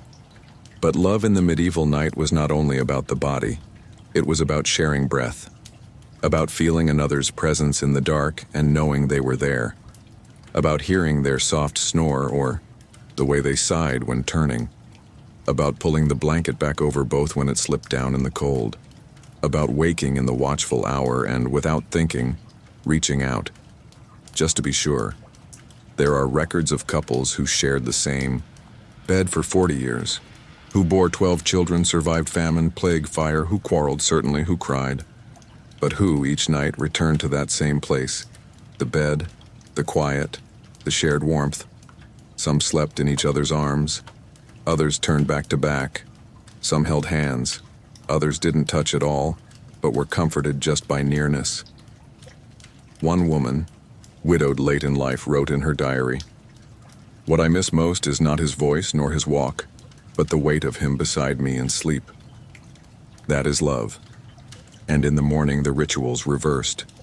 The blanket folded, the shutters opened, the fire rekindled, but the closeness lingered. It carried into the day, a memory, soft and invisible, beneath the chores and words. Because love did not end with the night. It began again with every sleep, every breath shared, every dream told over bread and broth. So tonight, if you lie beside someone you love, whether for 50 years or only a few, you are part of that same quiet tradition. You are two among many, stretching across centuries, across countries, across beds of straw and velvet. Two people choosing each other in the dark. And if you sleep alone, know this too. Love lives in memory, in hope, and in the way we fold our hands against our own chest, holding space for warmth that once was, or may, yet be, because in the medieval night, as in ours, love never really sleeps. It only breathes, slowly under the covers. The road in the Middle Ages was a place of dust, of footsteps and hooves, of wheels groaning over stone. It was lined with hedgerows and milestones, saints' shrines and gallows posts. And when the sun dipped below the hills and shadows grew long, the question for every traveler became simple: where shall I sleep tonight? Let us now follow the weary merchant, the cloaked pilgrim, the wandering bard, and the knight returning from war, each in need of shelter, warmth, and rest. But in a world without reservations or rating systems, the answer was not always predictable. The medieval inn was no quiet oasis. It was, more often, a place of smoke and noise, of stew thick with barley, and ale that clouded both thought and air. But it was also essential, because travel was slow and dangerous, and to sleep outside was to invite frost, wolves, or worse. Inns ranged widely in size and style. In towns, they might be large stone buildings with stables, kitchens, and multiple floors. In villages, they could be little more than a room above a tavern offered for coin or barter. Monasteries, too, often acted as hostels for pilgrims, offering Spartan but blessed rest. Upon arrival, the traveler might remove boots thick with mud, shake off the road's weariness, and approach the innkeeper, often a sharp-eyed woman with flour on her apron and judgment in her stare. "Room for the night?" he might ask. And with a nod, the deal was done. Not for a room, usually, but for a space. Because privacy was rare.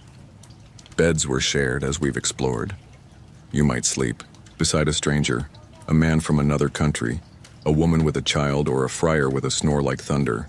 And the bed itself? Straw mattress, wool blanket, perhaps a pillow if luck was on your side. Sometimes just a blanket in the corner by the fire. Still, the fire was welcome. So was the roof. And the soft hum of other voices, foreign, familiar, was oddly comforting after a day spent in solitude on the road. There were rules, spoken and unspoken. Don't steal from your bedfellow. Don't speak too much. Don't drink too heavily before sleep. And if you must relieve yourself in the night, do it quietly. Chamber pots were shared. So were stories, in hushed voices, just before slumber took hold. Sometimes travelers met, companions in these inns, temporary friends, fellow dreamers. Tales of roads ahead were swapped. Watch for thieves beyond the river bend, or avoid the northern road after rains. Some sang lullabies from their homeland. Others prayed, softly facing the wall. And then, all together, the room grew still. Only the fire spoke. But not every traveler was so lucky. Some found the inns full, the doors barred, the night colder than expected. In such cases, the road itself became a bed. A hayloft, if offered, was a blessing. Horses breathed nearby, and the hay was soft, at least compared to stone. A barn offered shelter from rain. The stable boy might toss an extra blanket your way, and in return you promised not to spook the animals with your dreams. Others slept beneath trees or under the eaves of abandoned chapels. In warmer months, the open sky was not so unkind. The stars kept silent watch and the earth lent its quiet coolness, but always there was risk. Thieves preyed on travelers. Spirits were said to haunt crossroads. The sound of footsteps in the night could mean trouble or just another sleepless soul. It was wise to keep a dagger close, a pouch tied to the waist, and to sleep with one eye half open. Yet not all travel was peril. Pilgrims found rest in monasteries, churches, or specially designated hospitia. These were humble places, but full of peace. A wooden cot, a bowl of broth, a whispered blessing from a brother in robes. The night there felt watched over, not by guards, but by God, and some journeys were made in caravans. Merchants might travel together in groups for safety.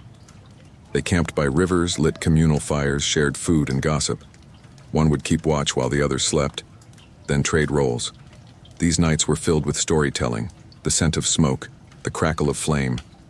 And sleep, when it came, was deep, hard-earned. Let us not forget the romance of the road, either. Many songs of the era spoke of lovers meeting at inns, of secret rendezvous behind ale barrels, of tired feet brushing beneath shared blankets. There was danger, yes, but also adventure. Sleep in such settings was laced with possibility. Even dreams felt different. To sleep in a strange place was to invite strange visions, dreams of far-off lands, of voices in unknown tongues. The mind, untethered from home, wandered freely. Many believed these dreams were messages, warnings, omens, or tests. And sometimes a traveler awoke with the name of a town on their lips, a place not yet visited, but calling all the same. When morning came, it came quickly. The innkeeper stirred. The coals. Chickens called. Boots were pulled on with stiff fingers. Bread and cheese were shared. And then, with aching legs and hopeful hearts, the travelers moved on, leaving behind only the impression of their dreams on straw and stone. Because sleep on the road was more than rest. It was pause. It was the breath between footsteps. It was the place where the soul caught up with the body, and where, even for just a few hours, the world felt safe again. So if tonight your bed feels unfamiliar, if your dreams carry strange winds and unfamiliar stars, know this: you are walking in the footsteps of thousands. You are part of the long story of travelers and their sleep, and somewhere a fire still burns, waiting for you to rest beside it. Sleep, like everything else in the medieval world, followed the rhythm of nature. Without electric lights to stretch the day, without thermostats to tame the weather, people of the Middle Ages slept as the earth turned, longer in winter, lighter in summer, and always in conversation with the changing sky. Tonight we pause to listen to this rhythm, to trace how the seasons shaped the quiet shape of sleep. Let us begin in winter, where night comes early and leaves late. In the northern world, December meant darkness by mid-afternoon. The sun set before the stew had finished simmering. Shadows lengthened across snow and the world grew still, buried under frost and silence. People slept more in winter. There was little else to do once darkness settled. The first sleep might begin shortly after supper. Candles were precious, firewood rationed. And so families gathered close, not just for heat, but for companionship, and turned toward rest. These long nights were welcomed, in a quiet way. After the frenzy of harvest, winter brought enforced stillness. It was a time for mending, spinning, prayer, and dreaming. The two-sleep rhythm, first sleep, waking, second sleep, was most pronounced in these months, with time for reflection, conversation, or contemplation during the midnight watch. In winter, even sleep felt deeper, heavier. Blankets piled high, dreams lingered longer. There was something sacred in the hush. The wind outside moaned like a tired god, and inside children curled like roots beside the fire. Sleep was not just escape, it was survival. Then came spring. With it, the days lengthened, and the first sleep began to retreat further into the evening. The air grew milder. Windows were unshuttered. Birds returned and sang from the trees. And though sleep was still full and necessary, it took on a lighter tone. People woke earlier, drawn out of bed by the sun's return. The dawn became an event, again, watched through slits and shutters, greeted with soft yawns and stretch. Spring also brought stirrings, both in the earth and in the heart. Many poems of the time describe dreams that became more vivid in springtime. The air itself felt laced with meaning. Lovers whispered longer in the dark. Sleep became more restless, more interrupted by desire, by energy, by the promise of the season to come. And with spring too came labor. Fields needed planting. Animals calved. Waterways thawed and trade resumed. Sleep, though still valued, was now tempered by duty. The bed was warm, but the soil called. Next came summer, when sleep was often shortened by necessity. The days were long, truly long. In some regions, darkness lasted only a few hours. Work began before the sun rose fully and lasted until dusk. Fields demanded attention. Water needed hauling. Families rose with the light and collapsed into bed only when it finally faded from the sky. In noble homes, heavy curtains helped block the heat and light. But for most, sleep came late and sometimes in bouts. People might nap at midday in the shade. They might rise in the early dark to escape the heat and labor before the sun climbed high. Even the idea of sleep changed. Summer nights became social. People gathered outside, sang songs, told stories. In towns, inns stayed open late, the air thick with the scent of ale and sweat.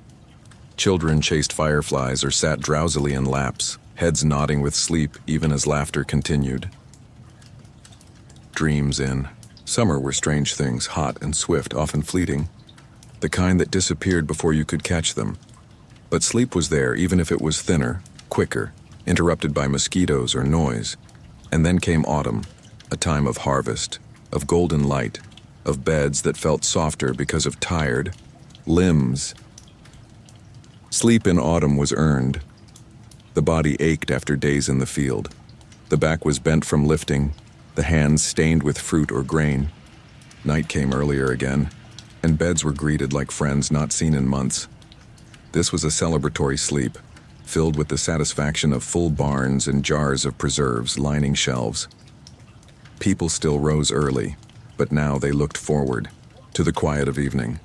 Fires were lit earlier, blankets came out from storage, and the air, crisp and cool, made sleep easier, more refreshing. It was also a time for thankfulness. Many harvest festivals included blessings of beds and homes. People gave thanks for making it through another cycle. Sleep was not just biological, it was spiritual. And so the year turned. Each season carried its own sleep, its own silence, its own kind of dream. There were other cycles too. In times of famine, sleep was restless, interrupted by hunger. In times of plague, it was haunted, filled with dread. In times of peace, it was luxurious, deep, even joyful. And in festive seasons like Christmas or midsummer, sleep was delayed, pushed aside by song, feast, dancing. But it always returned, always wrapped itself around the household once the candles burned low. Medieval people were not ruled by the clock but by the sky. The stars told them when to rest. The chill in the air told them when to huddle closer. The scent of blossoms told them when sleep would come with lighter dreams. There is something deeply human in this surrender to nature's rhythm, and though we today can sleep the same hours in July as in January, we are not immune. We still feel the tug of the long winter nap, the bright-eyed summer restlessness, the harvest fatigue of autumn. Our bodies remember what electric lights have tried to forget. So tonight, whatever season cradles your part of the world, listen to it. Let the length of night guide your breath. Let the wind tell you how deeply to burrow beneath your covers. Let the stars, unseen though they may be, remind you that you are part of something wider, older, and beautifully turning. Because the earth sleeps too, and in each season, it invites us to join. It is night within the cloister. The air is still. The candles are few. The stone walls echo with nothing but breath and the soft rustle of habits moving down the corridor. And here, in this space apart from the world, sleep is not simply rest. It is obedience. It is practice. It is part of a rhythm far older and deeper than any one dream. Tonight, let us walk softly through the monastic world and discover how the quiet souls of the Middle Ages, monks and nuns cloistered in stone, surrendered themselves to sleep in a way that was sacred, structured, and serene. The monastic day was ruled not by bells alone, but by the divine office, a set of prayers sung or spoken at fixed hours throughout the day and night. These hours divided the lives of the cloistered into small segments of labor, worship, silence, and rest. Among the most distinctive features of monastic life was the interrupting of sleep.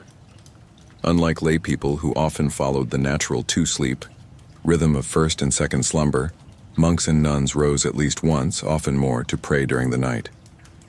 This was called vigils, or sometimes matins, depending on the order and tradition. It usually occurred sometime between midnight and 2 a.m. Imagine it. A bell tolls in the depth of night, a single chime, or perhaps three.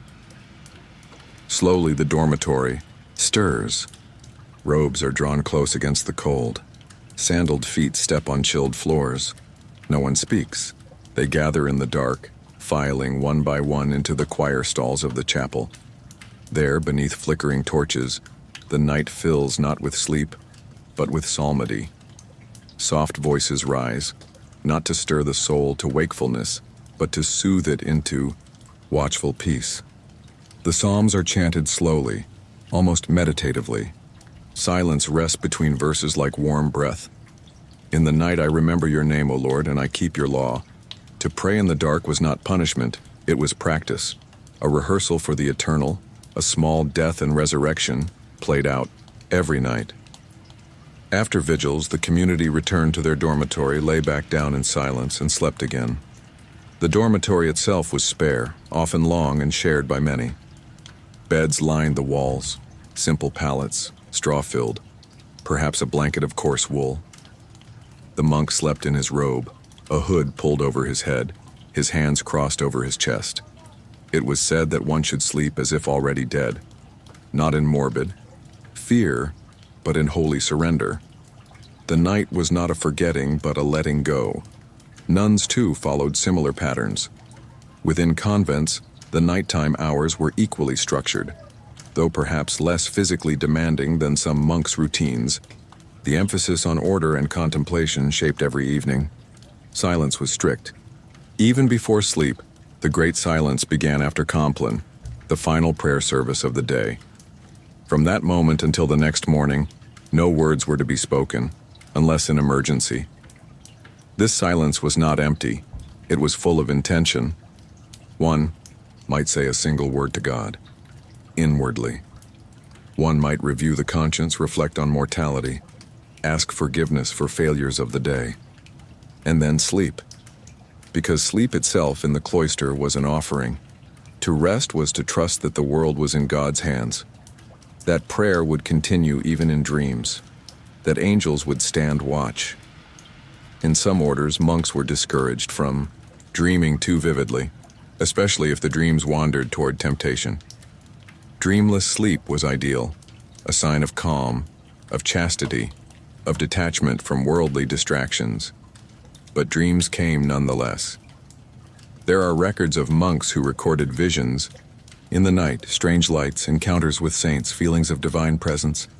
These were not always shared openly, but when they were, they became part of the communal story. A vision might prompt a fast. A dream might inspire a hymn. The cloister was, in many ways, the world turned inward. And yet, not all monastic nights were peaceful. Some wrestled with sleep. The cold was biting. The straw mattress offered little comfort. The silence, though holy, could magnify one's thoughts. Doubts, regrets, fears.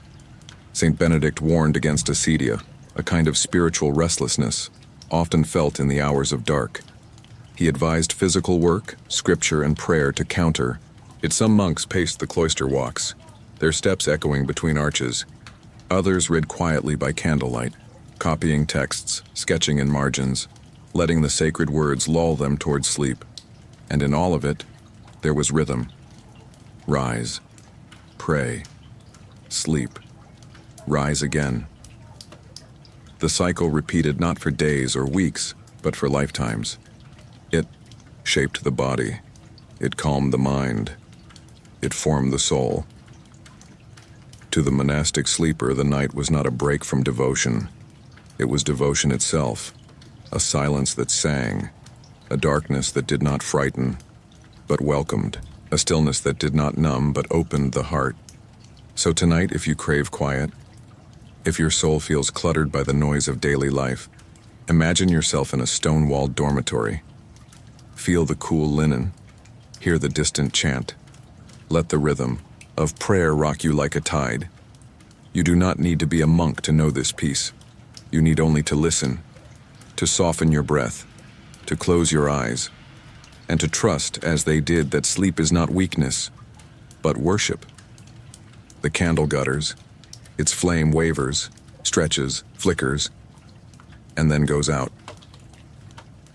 In the hush that follows, something ancient stirs. A truth whispered through centuries, across cloisters and cottages, tombs and thresholds.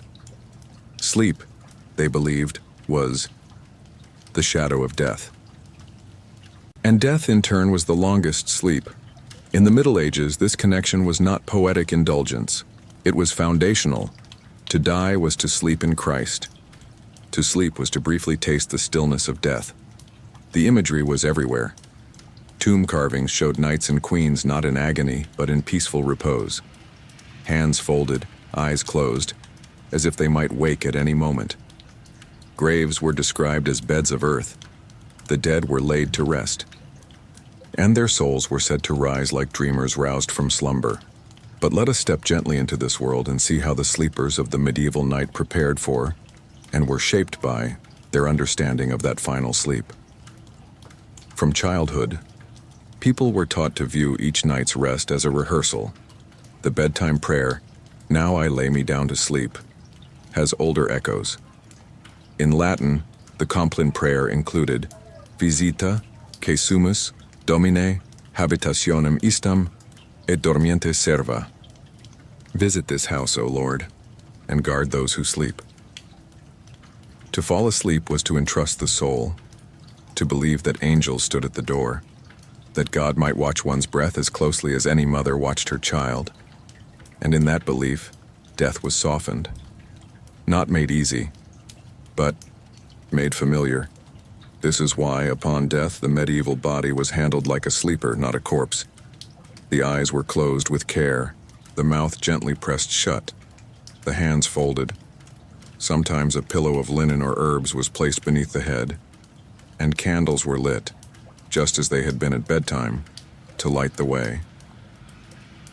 In some traditions, the body was not left alone until burial. Loved ones kept vigil, watching over the sleeper as one might sit beside a sick bed or a restless child. Psalms were read, stories told. Laughter was not forbidden. Grief came in waves, but never without ritual. Because death was not departure, it was transition. The soul was believed to leave the body gently, like breath in winter air, rising unseen. And if the sleeper had lived well, confessed, forgiven, prayed, then death was not a terror. It was a passage into the eternal rest promised in Scripture. Indeed, heaven itself was often described as the place of perfect sleep. Not unconsciousness, but peace. A garden without pain, a bed without waking, a light that never dimmed. And hell, by contrast, it was sleeplessness, restlessness, agony without end. The condemned tossed and turned forever, unable to find comfort. So even in the afterlife, sleep remained the metaphor. But this view of death did not encourage laziness or indifference to waking life. Quite the opposite. To sleep well was to live rightly. People examined their conscience each night before bed. They asked forgiveness from family. They recited prayers not only for themselves but for the souls of others, those already departed, still wandering through purgatory. The connection between sleep and death was a call to mindfulness, not despair. Some even practiced ars moriendi, the art of dying, a spiritual discipline that encouraged people to prepare, slowly and consciously, for their final rest. To die was not a surprise, but a step, and each night laying down one's head was a rehearsal for how gently one might lay it down for the last time. Let us not forget, too, that dreams played their part. There are stories of those who dreamed, of their own death days before it occurred, and took the dream as a gift, a warning, a blessing. They made peace with enemies, gave away possessions, called the priest. And when the moment came, they met it not with fear but with familiarity, because they had visited that place already, in sleep. And sometimes the dying spoke of visions, of glowing figures, of long-lost parents, of bright rivers and fields, of bells. These were not dismissed as delusion. They were treasured, recorded, believed. To die well was the final act of a life well lived, and those left behind did not forget. In some homes, the bed of the deceased was left untouched for weeks. The pillow still creased, the blanket folded, as if the one who slept might return. In others, the bedding was washed and given to the poor, a way of transforming grief into grace. Grave markers bore not just names but prayers. May he rest in peace. In sure and certain hope of the resurrection. Sleep, beloved, until we meet again. Even the living asked for sleep in their own time. Lord, grant me a good death, and until then, peaceful sleep. It is a tender legacy, one that whispers to us even now as we fold ourselves beneath modern blankets in homes lit by quiet bulbs rather than flickering candles. When you close your eyes tonight, know this: you are joining a long line of sleepers, some in castles, some in cottages, some beneath vaulted stone ceilings, others beneath stars. Each laid their head down not only to rest, but to remember, however faintly, that sleep is sacred, that dreams matter, that breath is a gift, and that someday when your sleep deepens into silence, there will be someone, somewhere, who lights a candle for you, not out of fear, but out of love, because even death, in the end, is not the end. It is simply the final hush before the dawn that never fades.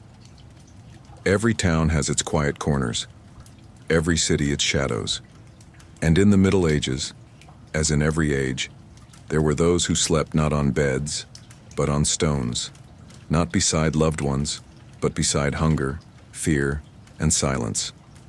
Tonight, we listen for the breath of the forgotten sleepers.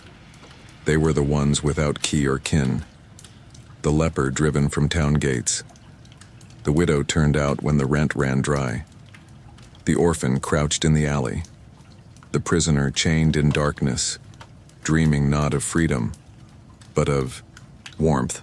Sleep for these souls was not a gentle descent. It was often a hard negotiation, bartered nightly with the cold ground, the open sky, and a world that had looked away. Let us begin with those known as outcasts. Leprosy, now understood medically, was then a terrifying mystery. The afflicted were pushed to the margins, physically and socially. Whole communities lived in leper houses or in huts beyond city walls. Some slept in caves, others beneath trees shrouded in scraps. Their sleep was often broken by pain, yes, aching joints, sores that bled, but also by isolation. The silence after the world has turned its back can be louder than any thunder. They clung to prayer, to ritual, to each other, and still they dreamed. A 13th century leper from Provence left behind a fragment of writing. In sleep, I walk through the streets again, whole. My mother calls to me from the window. He had not spoken to her in 5 years. Even the condemned carried dreams with them. Prisoners, especially in urban dungeons, slept in conditions that defy the word. Straw was rare. Blankets, if any, were infested. Rats scurried freely. The air stank of rot and mildew. And yet, they slept. Not always from peace, but from exhaustion. The mind, given no light, no time, no reprieve, collapsed into dreams simply to escape. There are stories of prisoners who composed poems in sleep, who awoke murmuring verses they could not recall by day. Some cells were shared, others solitary. In darkness, even a whisper from a neighboring cell became holy. A reminder, one was not entirely alone, and then there were the wandering poor. Not all were vagabonds by choice. War-displaced families, drought-emptied villages. The loss of a husband could mean the loss of shelter. And so, people drifted. Some sought refuge at inns too full. Others curled beside the steps of churches. The church, at least, did not charge, coin for stone. In winter, death came quietly to many, a curled body stiff by morning. No name, just another shadow gone. Yet in warmer months, the wandering poor found brief havens, haylofts, abandoned carts, the lee side of walls where the wind softened. They shared bread, if there was any. They told stories. They kept watch in shifts. One slept while another kept the fire alive. Sleep in these moments was not deep, but it was bonding. A pause in the hardship, a place, however fragile, to stop running. Some towns had almshouses, charities that offered lodging for the night. Food, perhaps, in a pallet on the floor. These were rare and often full. But when space allowed, they gave the poor what they craved most. Not luxury, not even warmth, just permission to rest. The most touching accounts come from those who watched them sleep. A 14th century nun wrote in her diary, I saw a woman, lying near the cloister wall, her baby wrapped in a shawl. She did not ask for food. She only asked if she might sleep without being moved. That night the nun sat beside her, not to guard, not to pity, but to accompany. Because sometimes, what the forgotten need most is simply not to be alone. In literature and legend, too, the homeless wanderer became symbolic. The Christ figure often appeared in disguise as a beggar, as a dirty traveler seeking shelter. To refuse him was to refuse heaven. To welcome him even into a stable was to be blessed. This belief moved some to action. Monasteries offered night shelters, especially in harsh winters. Bread, broth, a bench by the fire. Sleep was understood not just as a right, but a grace. To be shared. Still, for many, sleep was always precarious. Rain ruined what little comfort they had. Drunken gangs rousted them from corners. Fear of theft, assault, even wild animals kept them from relaxing fully. They slept with their backs to the wall, their hands around their pouch. Their dreams filled with better lives, and yet they dreamed. One letter from a priest recalls speaking to a blind man who slept beside the church wall each night. He said he dreamed of music, always the same song, though he had never heard it with his ears. He believed it came from heaven. Even the discarded held on to beauty, because the soul, even when weary and weathered, finds ways to rise, to wander the softer corridors of sleep, to reclaim, if only for a few hours, the comfort the world denied. So tonight, as you lay your head on a pillow, soft or thin, remember them, not in guilt, but in connection. Because sleep is the great equalizer, the knight and the beggar, the queen and the leper. Each at day's end seeks the same silence, the same escape, the same embrace of dreams, and though the world may forget them by day, By night, the stars remember. They shine on rooftops and rags alike. And somewhere, beneath the edge of the sky, someone rests, not well perhaps, but enough. Enough to wake. Enough to keep going. Enough to hope. The candle flickers low. Its golden light trembles on the wall, casting shadows that stretch and soften until they blend with the night. The fire crackles a final time. Outside, the wind hushes to a whisper, and within, the world begins to sleep. We have walked together through many chambers, stone and straw, silent and crowded, through convents and castles, across roads and seasons. We have listened to the breath of kings and beggars, children and monks, lovers and strangers. All different, yet somehow deeply the same. And now, as we close the curtain on this gentle exploration of medieval slumber, let us take a final moment, not for facts, not for footnotes, but for feeling. Because this journey has not truly been about sleep alone. It has been about humanness. In a time we often view as distant, rough, or unknowable, we have instead found something familiar: the search for comfort, the hope for rest, the vulnerability of the night. The Middle Ages were not devoid of love, nor of longing, nor of light. In fact, in the hours after sundown, they often shimmered brightest: the flicker of a rushlight, the warmth of a woolen blanket, the sigh of a loved one turning beside you, the sound of a distant bell calling monks to prayer, the way a child clutched a toy carved from wood, the way a traveler tucked their purse beneath their head, not out of fear but habit. Sleep reveals who we are when the world falls away. No mask, no role, no armor. A knight lays down his sword. A merchant forgets his ledger. A peasant lets go of her aching hands. A queen is simply a woman curled on her side, dreaming of something sweet. Even the sick found peace in the hush between coughs. Even the poor found sanctuary beneath cloistered eaves. Even the sinful whispered a prayer as their eyes closed. Lord, if I do not wake, take me gently. In sleep, we surrender.